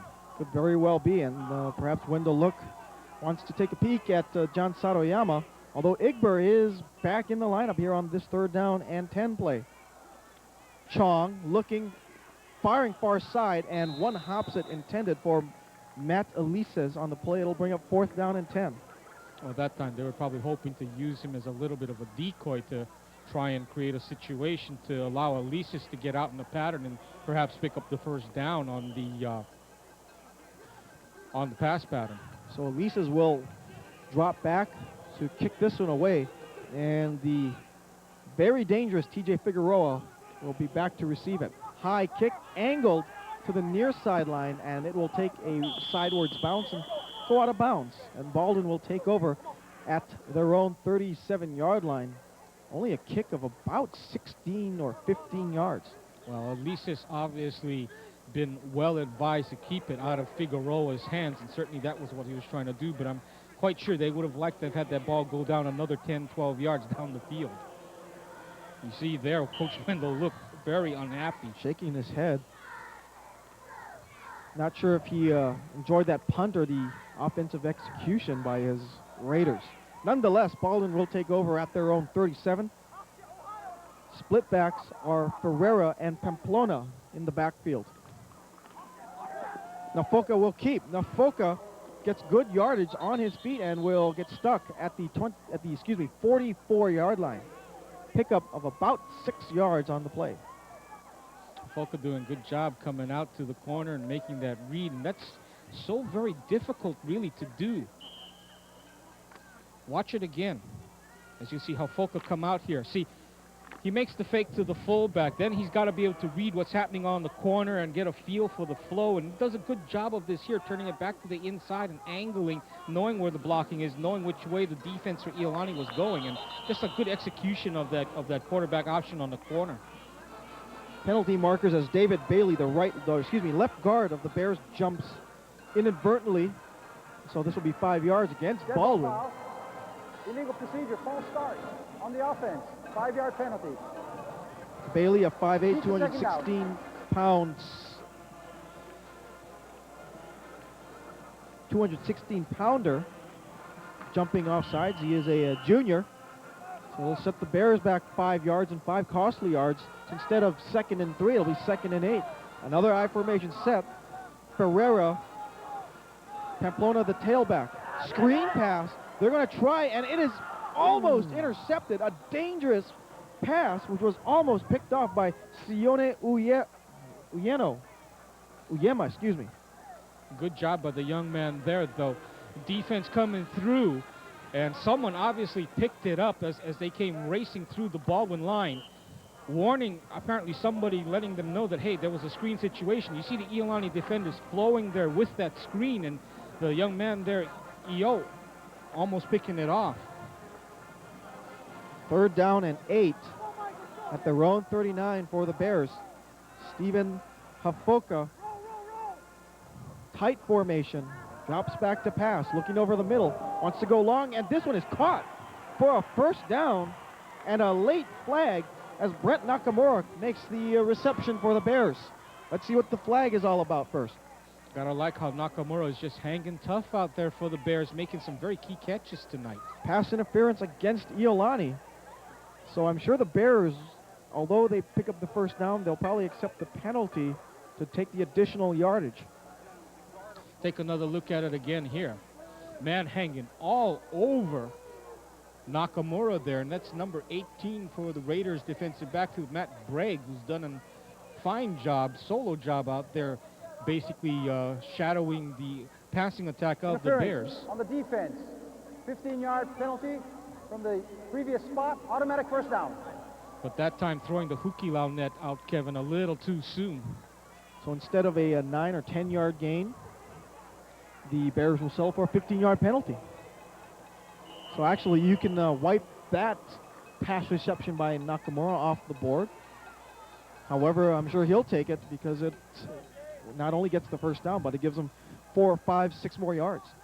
1st and 10, ball is now inside Iolani territory at the 45. Option to the left side is Nafoka. He'll keep. Nafoka gets bumped into from behind by his own fullback, Ferreira, and that bump may have picked him up another 2 yards. Never, ever discount the assistance of a teammate out there. But good job by Nafoka coming out on the corner here. The only thing I think I would like to, you see right there, he doesn't switch the ball in his arms, but perhaps looking at seeing the defense there for a moment, just had the ball slip out and he was carrying it like a loaf of bread. Would have liked to have seen him tuck it up a little tighter. 2nd and 4. At the 39, gives it up to Ferreira. Ferreira very close to a first down at the 36-yard line. He might be short by about half a yard. You know, when Haufoka's playing days are over, he should see about perhaps trying to get a job as a magician, because he certainly has some very fine handiwork out there in terms of handling the football for the Baldwin Bears. On the Iolani sideline, you see number 3, Zach Toyofuku, who has a touchdown reception tonight. 3rd down and less than half a yard. Quarterback sneak is Haufoka, and he will easily pick up the first down as he gets to the 32 or the 31-yard line. Iolani not expecting that perhaps, and gapping out a little bit more and actually giving Haufoka the room he needed to slither up there to pick up the first down yardage and pick up some more and tack on some more to the end of that run. This will probably be the final play of the 3rd quarter. Only 17 seconds left in this stanza. Ferreira almost loses the ball, but hangs on enough for a pickup of 4 yards, and that will, Al, be the final play of the 3rd quarter, as now we've got 12 minutes to go. Iolani with a 14-6 lead over a very scrappy Baldwin Bears squad.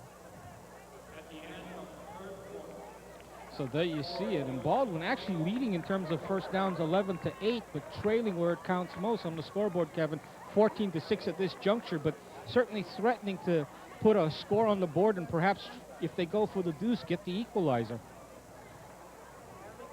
Iolani also has been the recipient of some very big plays. A 60-yard touchdown pass to Toyofuku from Danny Chong in the 2nd quarter. Also Joe Igber earlier in this quarter, an 85-yard touchdown run. Take a look at some of the spectators here sitting on the Baldwin side of the Aloha Stadium. And of course, you know, and there is Joe Belangitao, very upset with the maroon-shirted Baldwin Bears, of course, wearing these solid colors for the first time in many, many years. Deciding to go with the trend in the MIL. Every team in the MIL, including Ka'ahumanaho, another new school, the private school, and King Kekaulike, all wear solid colors. You know, they must like the color blue on the Valley Isle, Kevin, because just about everybody except Lahaina Luna And that's right. incorporates the color blue in their uniforms. Good point. 2nd down and 8 yards to go as we begin the 4th quarter play. Haufoka with the option keeper, still on his feet, and slides his way to inside the 25 to the 24. Should mention too, Kevin, that of course Lahaina Luna, ironically Hawaii's oldest high school, wears of course colors the same as Iolani's. But anyway, back to action here, and take a look at Belangitao heading out on the corner here, making a good decision, runs through the tackle right there, eludes a 2nd tackle before finally the double team tackle, and you can see there Brent Wong trying to strip the ball away, and Haufoka lucky to be able to fall back on it. Haufoka rolling to his right, under some pressure, he'll tuck it under and run, gets the first down as he's stuffed at the 20-yard line. Good decision making by Haufoka. And it took Brent Wong, plus the help of another teammate, to actually stop him on that. So the young man, a very wiry, strong quarterback. Take another look at it. You see Belangitao coming up to the corner, realizes he doesn't have anybody open, runs through 2 defenders, runs by a 3rd one before Brent Wong finally comes up, and then gets a little bit of help from his defensive line teammate there, Kainoa Valente, 6'1", 210. So you think about the combined weight of those 2 players, Kevin, and he was still able to push forward somewhat. So 1st and 10, option to the far side. Haufoka will keep, and he'll get 5 yards as he gets inside the 20 to the 16.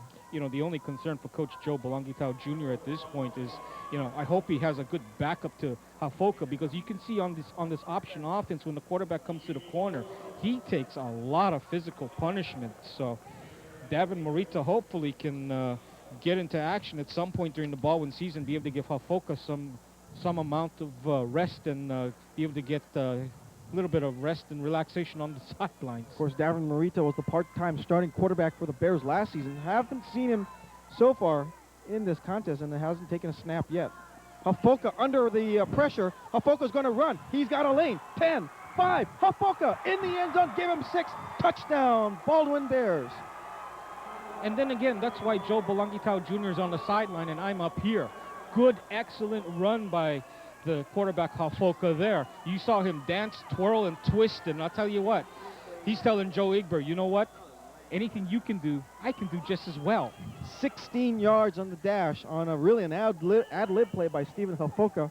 His second touchdown of the evening. He has accounted for both Baldwin touchdowns, and I'm assuming that the Bears are going to go for 2. 14-12, Baldwin trailing. A 2-point conversion will tie this thing up. I formation set. Eddie Ferreira is the up back. Victor Pamplona is the tailback. Play action. Hafoka running, and he will almost be brought down. Pass in the end zone is incomplete. Intended for Blackburn, the tight end. Good bit of defenders, or good job of defending there was the defensive lineman of all people, Ian Bernstein. And I think somewhere on that offensive drive, Kevin, Hafoka, I think, took a little bit of a shot around his waist or something, because when he came up to the line for that 2-point conversion, he was holding part of his hip. I believe this is the touchdown run. You see here, just an excellent ability to run right through the tacklers of Iolani. And right there, just a little token push, but he's already in the end zone at that point and gets the touchdown there. And you can see an exhausted but very satisfied quarterback there, even though his Bears trail by 2 at this juncture. Well, you can see the play clock and the real-time clock. It's 10:01 left in the fourth, and it's about 10:01 here in the evening in Hawaii. Beautiful night. Kevin Hashiro along with Al Morikami. And of course, Al, before we go, we want to make sure that we say hello to all the good people down in the concession stands watching on the Jumbotron television network. Had my cold soda earlier today. Enjoyed that very much. You see Joe Igber. And of course, they provide all those yummy goodies, the hot dogs, the pizza down there. Good stuff. And of course, we want to also say hello to everybody at home watching here on Stadium Stars. This will be Igber at the 10. Igber to the 20.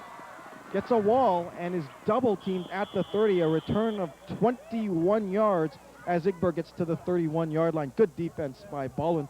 Really, perhaps the only time that Igber has been stuffed in the open field like that. No, there's not too many times when you're going to get a chance to do that, as we saw when he ripped off that monster 85-yard run. But I'll tell you, this guy, even when he picks up 15, 20 yards, is exciting as he disappears for a moment there and pops out on the other side. You saw for an instant there, number 53, Ernest Alixa, who actually wore jersey number 52 coming into this ballgame, had a slight jersey change. But Baldwin, trailing by 2, needs a defensive stop. Here's Igber. Igber ad-libbing again, gets to the outside. He's got some room. Igber down the sideline and knocked out of bounds before a pickup of 20 yards for Joe Igber. What an athlete. This is an ultra-human effort on the part of Igber. If you thought that monster 85-yard run was something, watch this carry by Igber. Do we have it? No, we don't. I guess we don't. But I'll tell you, anyone else would have been caught dead to rights behind the line of scrimmage. But this is Joe Igber we're talking about. Gets 22 yards out of it. You see Igber exhausted as he walks back to the sideline, just kind of catching his breath. So Satoyama will check in as the lone setback. Satoyama gets the fake. Here's Chong being chased. Chong will finally run out of bounds as Victor Pamplona, the Mighty Might running back, chases him out of bounds. I've been real impressed by Danny Chong so far tonight, Al. He's made some very good decisions, although he's run out of bounds a couple of times. He takes the sack, but shows good maturity in not trying to force any passes which will result in turnovers. Good effort by the Bears here, smelling out a screen on this one as they come penetrating through and putting the pressure on Chong. But Chong, much to his credit, smart enough to be able to realize, hey, they got me, I can't do much, let's just come back on the next down. Loss of 7 yards on the play, 2nd and 17. Satoyama will remain as the tailback with the clock winding down to only 4 seconds. Chong will have to call a timeout. That's their second timeout, and they've got only one left.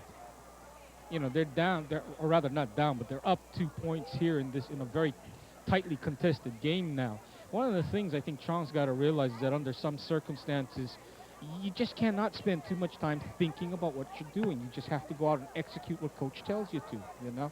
You just cannot spend that kind of time coming up to the line and, you know, looking all over heaven, heck, and earth and you know, trying to execute everything to perfection, because you just are not going to be able to do that. It's one of those things that's just so hard, one of those little things that's just so hard to teach young men to do.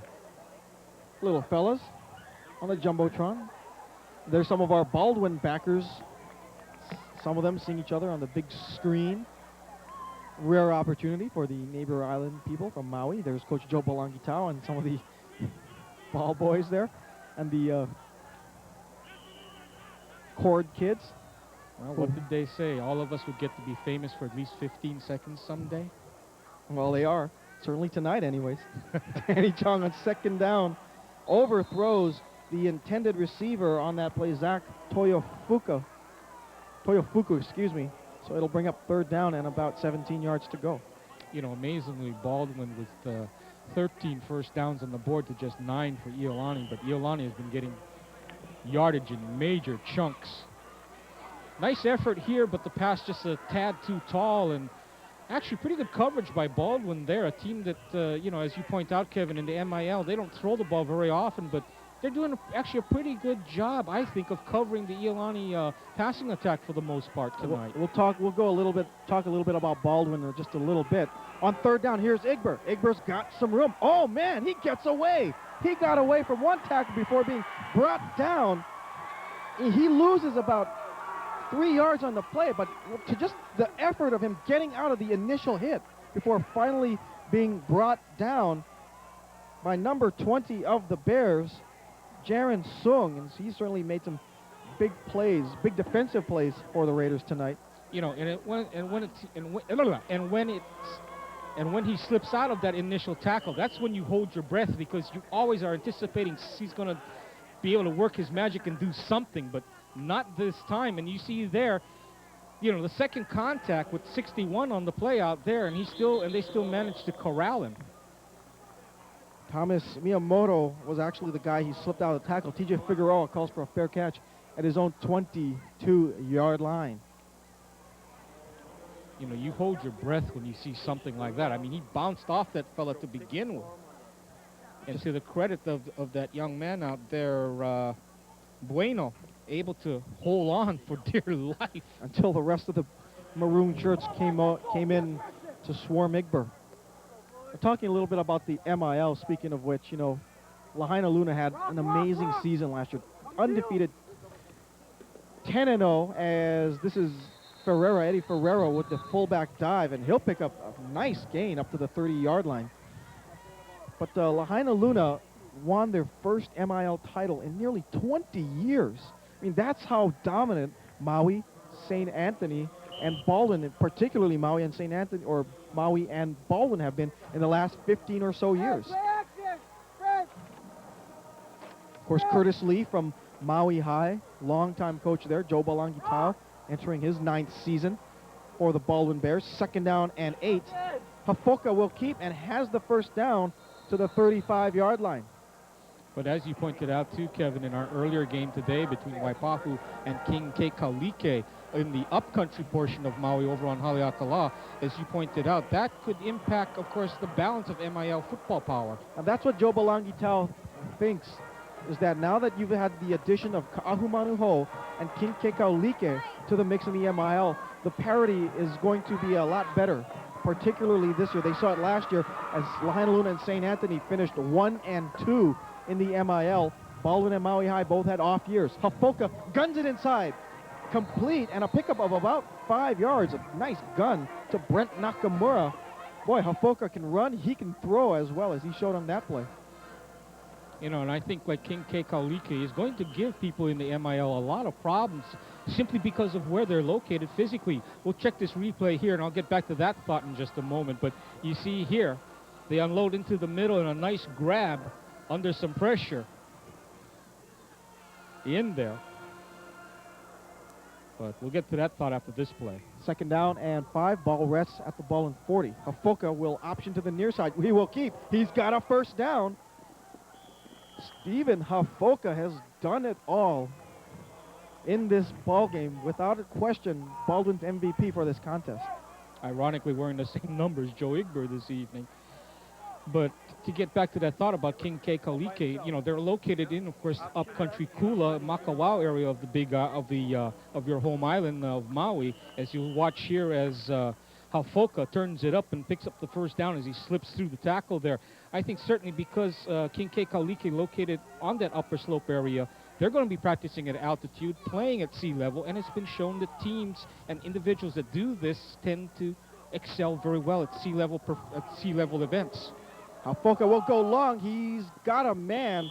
Actually tried to throw that into triple coverage intended for Tusi Milo. Actually, he had Ikaika Blackburn on the post pattern open.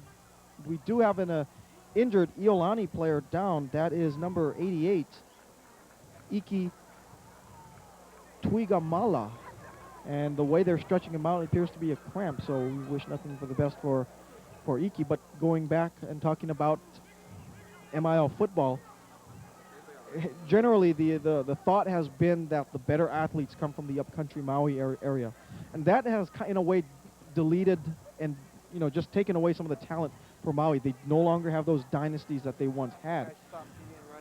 With Kekaulike, they didn't have the best of years. They were only 2-10. They finished second to the last in the MIL, but this year they feel, with their first senior class ever, they feel they're going to have an outstanding year. And judging by the pressure they put on Waipahu, which last year was a very good OIA red team, they're going to give the MIL all they can handle this upcoming season.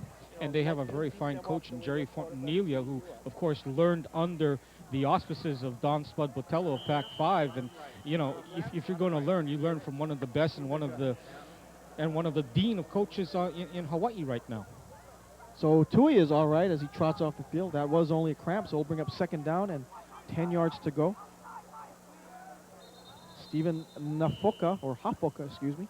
We have a official's timeout for equipment as they take a look at one of the linemen's helmets, and everything is set, so we'll get everything underway. 6.5 minutes left to play in this one. Baldwin trails by 2. Hafoka gets away from 1, will not get away from a second and third. However, he does pick up a couple on the play, but it will bring up third down and 8.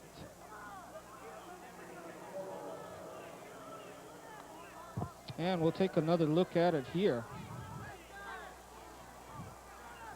As you see, the Bears, with some good size, too, out there. It's Hafoka coming around. I don't know what that's supposed to be. Is that supposed to be a Statue of Liberty block or a delay block or something?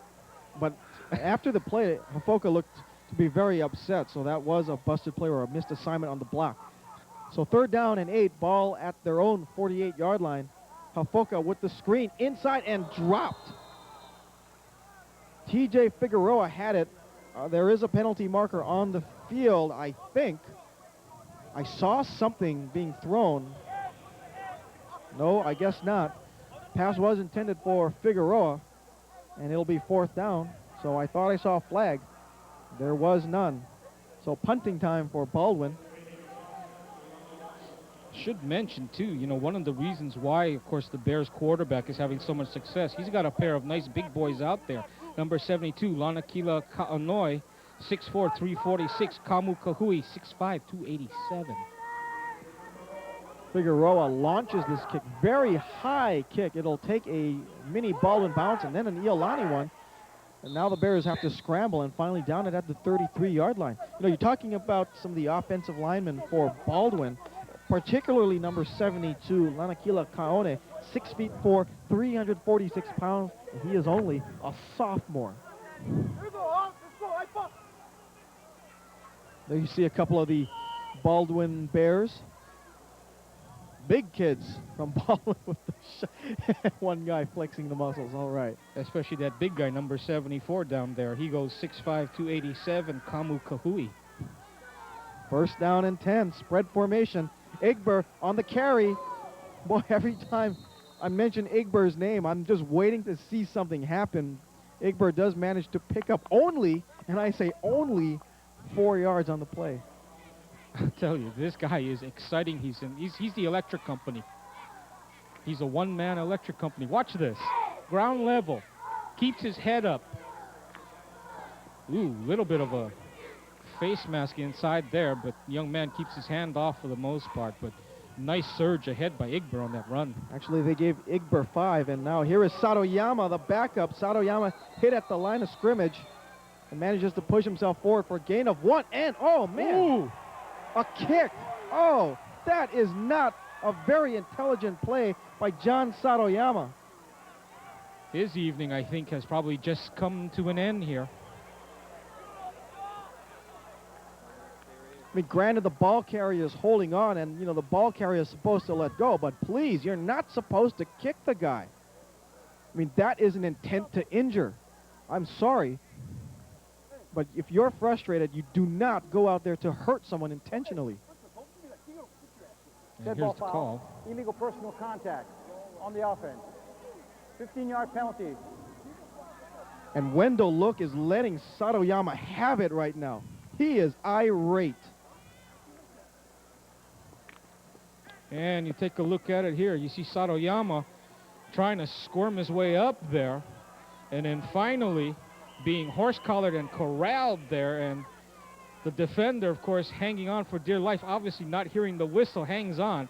And Satoyama, at that point, has had just about enough of that. But the young man better advised to be a little more self-disciplined there. Well, Igber's going to get the yardage back. Can he round the sideline? He does. Man. And he will have himself close to a first down as he gets all the way to the 41-yard line, a pickup of about 17 on the play. Oh, boy. 2nd and 20, and he almost got it back on one play entirely. Take another look at it here. Nice cut to the side. Takes the defense with him. Actually outruns them and then just curls it up. And right about here, if not for that little push out, he gets the first down. And we do have a timeout. I believe it'll be called by Iolani as the play clock was running down close to the 00. There you see the time, 4 minutes, 26 seconds left to play in this contest. Iolani with a slim 14-12 lead. Baldwin may get the ball back, and I only say may because they've committed some costly penalties, and you never know what's going to happen back there. The punt returner may drop the ball. Tonight's attendance, 4,728. Good crowd on hand here at Aloha Stadium, taking in some preseason football action. Great, great game between both Baldwin and Iolani. And those of you that stayed home and decided to watch it on the videotape, well, thank you much, but we'll tell you something. You've missed one heck of a ball game. All 3 games have been very exciting. Highly competitive. Waipahu with a 7-point win over King Kekaulike, previously unheralded. Farrington survives a Pac-5 comeback, winning that by a touchdown and a 2-point conversion. And this is a 2-point ball game. Matt Elises will pooch this one away. TJ Figueroa standing back at his own 27. No pressure at all. Elises gets off a nice kick. It'll be taken by Figueroa at the 25. Figueroa rounds the corner. He's got blockers. He has got one man to beat and is finally brought down from behind by Brent Wong as well as Andrew Newby. Didn't pick up the jersey number of that young man that slowed him down initially as he came off the side of that wedge there, of that picket fence that Baldwin had set up. And this was really set up very well at the end. Watch. Figueroa takes it, heads off to his right-hand side. Look, there's the picket fence. Everybody set up. The blocking nicely well done here, and really needs to beat only one player who comes crossing in front of him, and that, I believe, was the Raiders' number 40, Joey Fackrell. And if that was Joey, he did a very good job of at least slowing up Figueroa momentarily to make the rest of the Iolani coverage catch up with him. Almost a busted play. He pitches it back. No, Hafoka does to Pamplona, and Pamplona will pick up 2 yards. You're going back to that punt return. I think Figueroa may have been better served to stay on the sidelines because he only had the kicker to beat, plus he had an additional blocker out in front. When he cut back, that allowed the pursuit to angle him off a little bit to get the stop. But nonetheless, very fine return, and that's a big play that Baldwin needed. We are now under 4 minutes, or actually with the play out of bounds, we are at 4 minutes approximately left to play in this contest. What they need to do, Baldwin has to do here, Kevin, is concentrate and execute. I formation set. Hafoka will keep. Hafoka on his feet. Hafoka hurdles a man, gets the first down inside the 25 to the 23. This has been the Stephen Hafoka show this evening, Kevin. The 5'6", 149-pound quarterback, as you mentioned, this second half has basically made it his ball game to win or lose. A pickup of 11 yards for Stephen Hafoka on this play. Does a nice job, nice head-up job here. Runs through the tackle of the first defender there for Iolani. Makes good use of his blockers there. Runs through the tackles of Wong and company before finally being collared, but not before picking up the first down. First and 10, ball at the 24. Hafoka looking under pressure. Hafoka will throw, and it is incomplete, intended for Ikaika Blackburn, the tight end.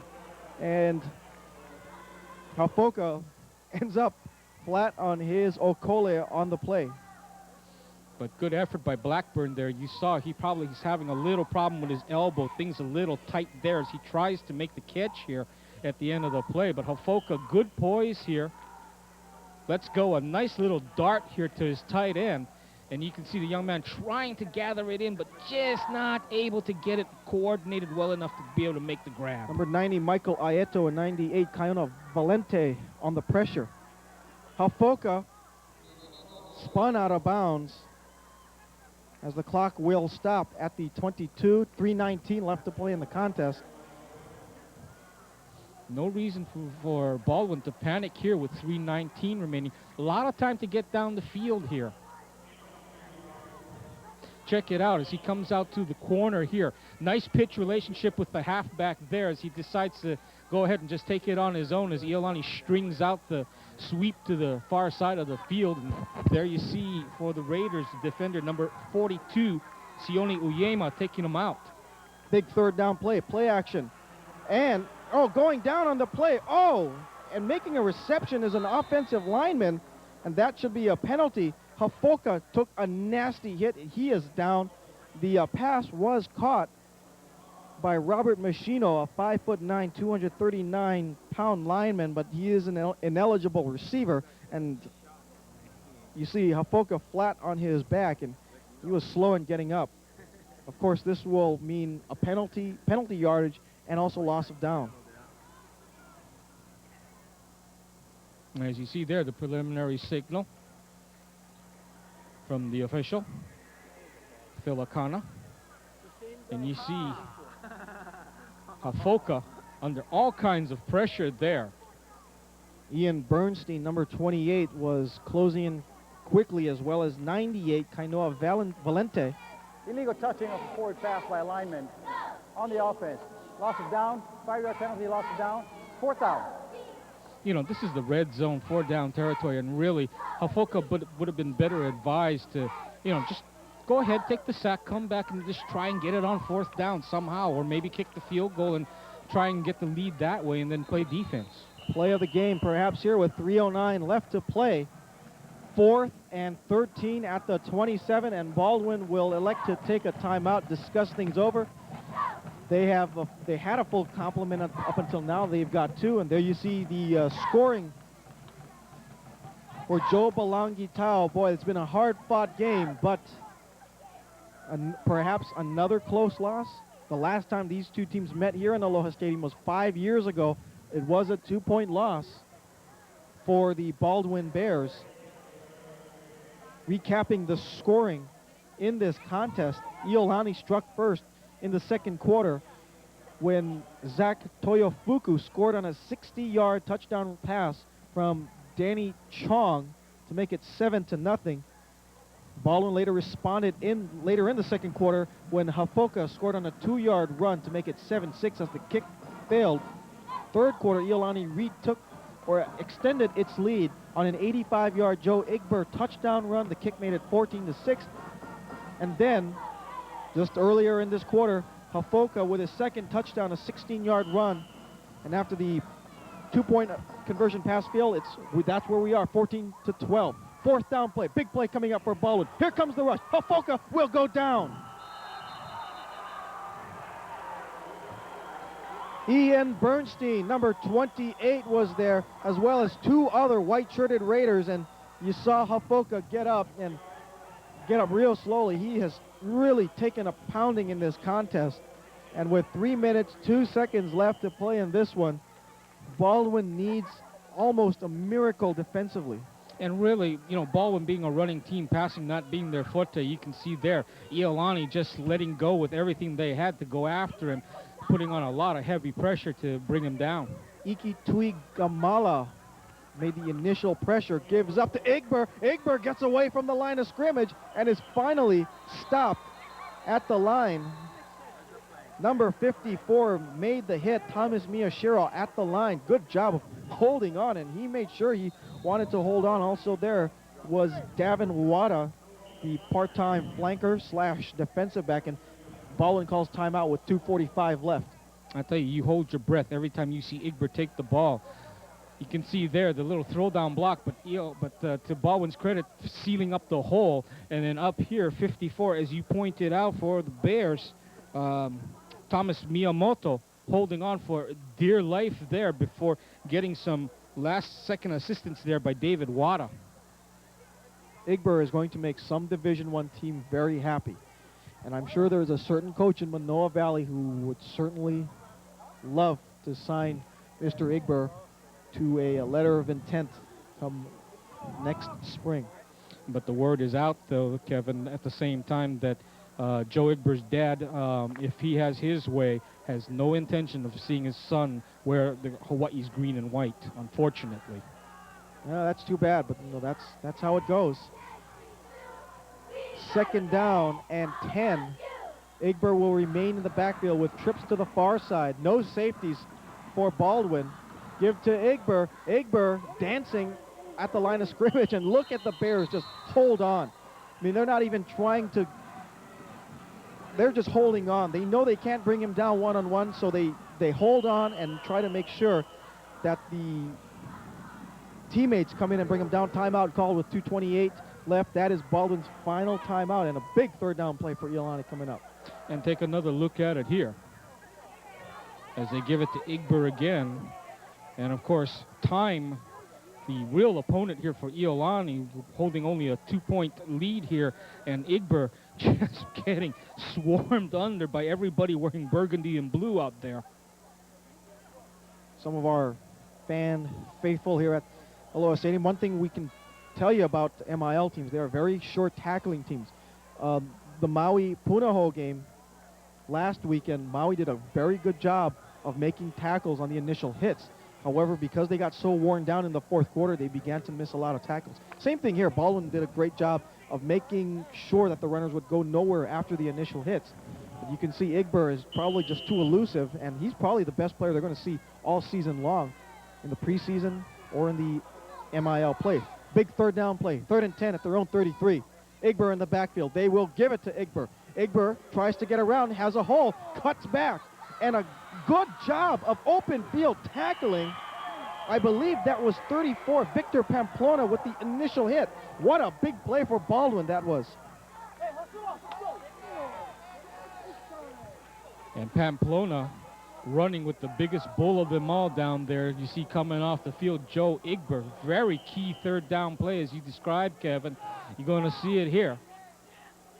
As you see Igber cutting over, realizes he has nothing to that side, hesitates, reverses his field, and now for Pamplona, it becomes a matter of hanging on to the big bull, and he does that very well there. The punt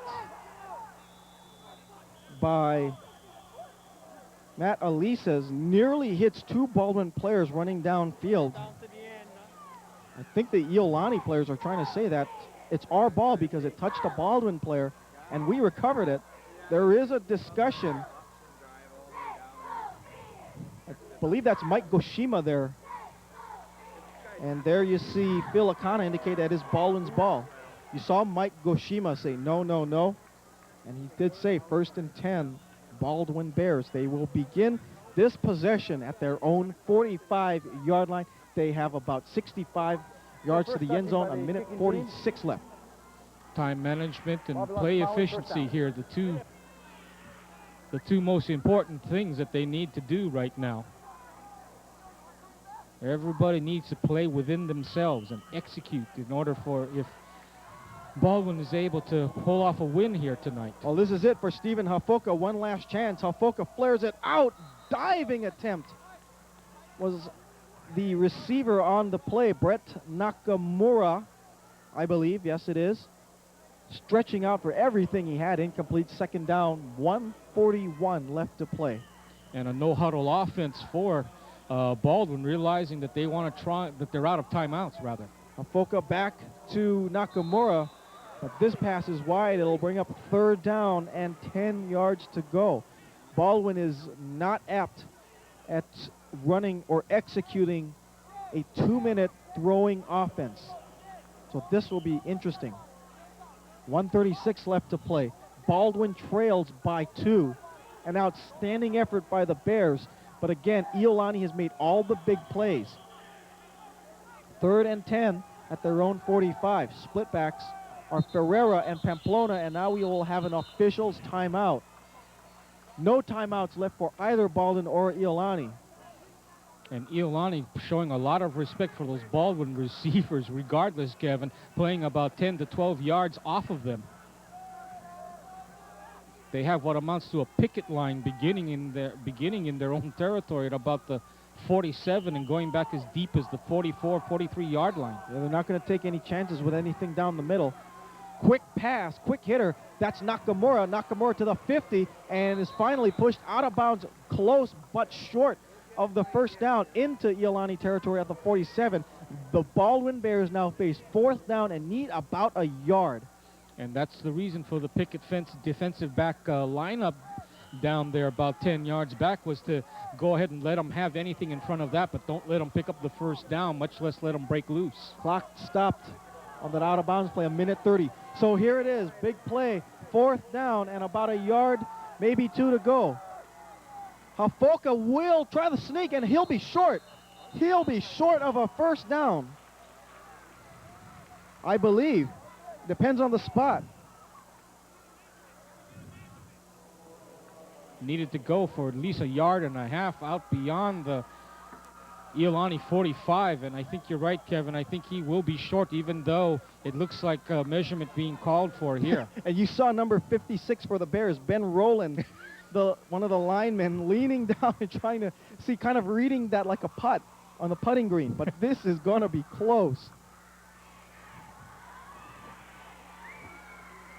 He needed to get to at least the line at the 45, but the ball is well short.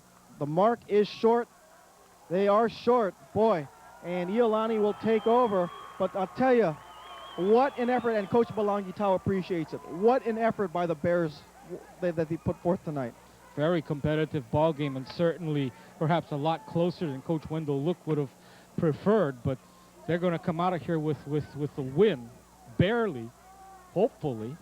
Well, yeah. Still a minute 26 left, though, Kevin. A lot of things can happen. And we've seen some strange endings in football games, Al. Remember the miracle in the Meadowlands, Joe Pisarcik? And, well, here's Igber. Igber pushes himself to the 50.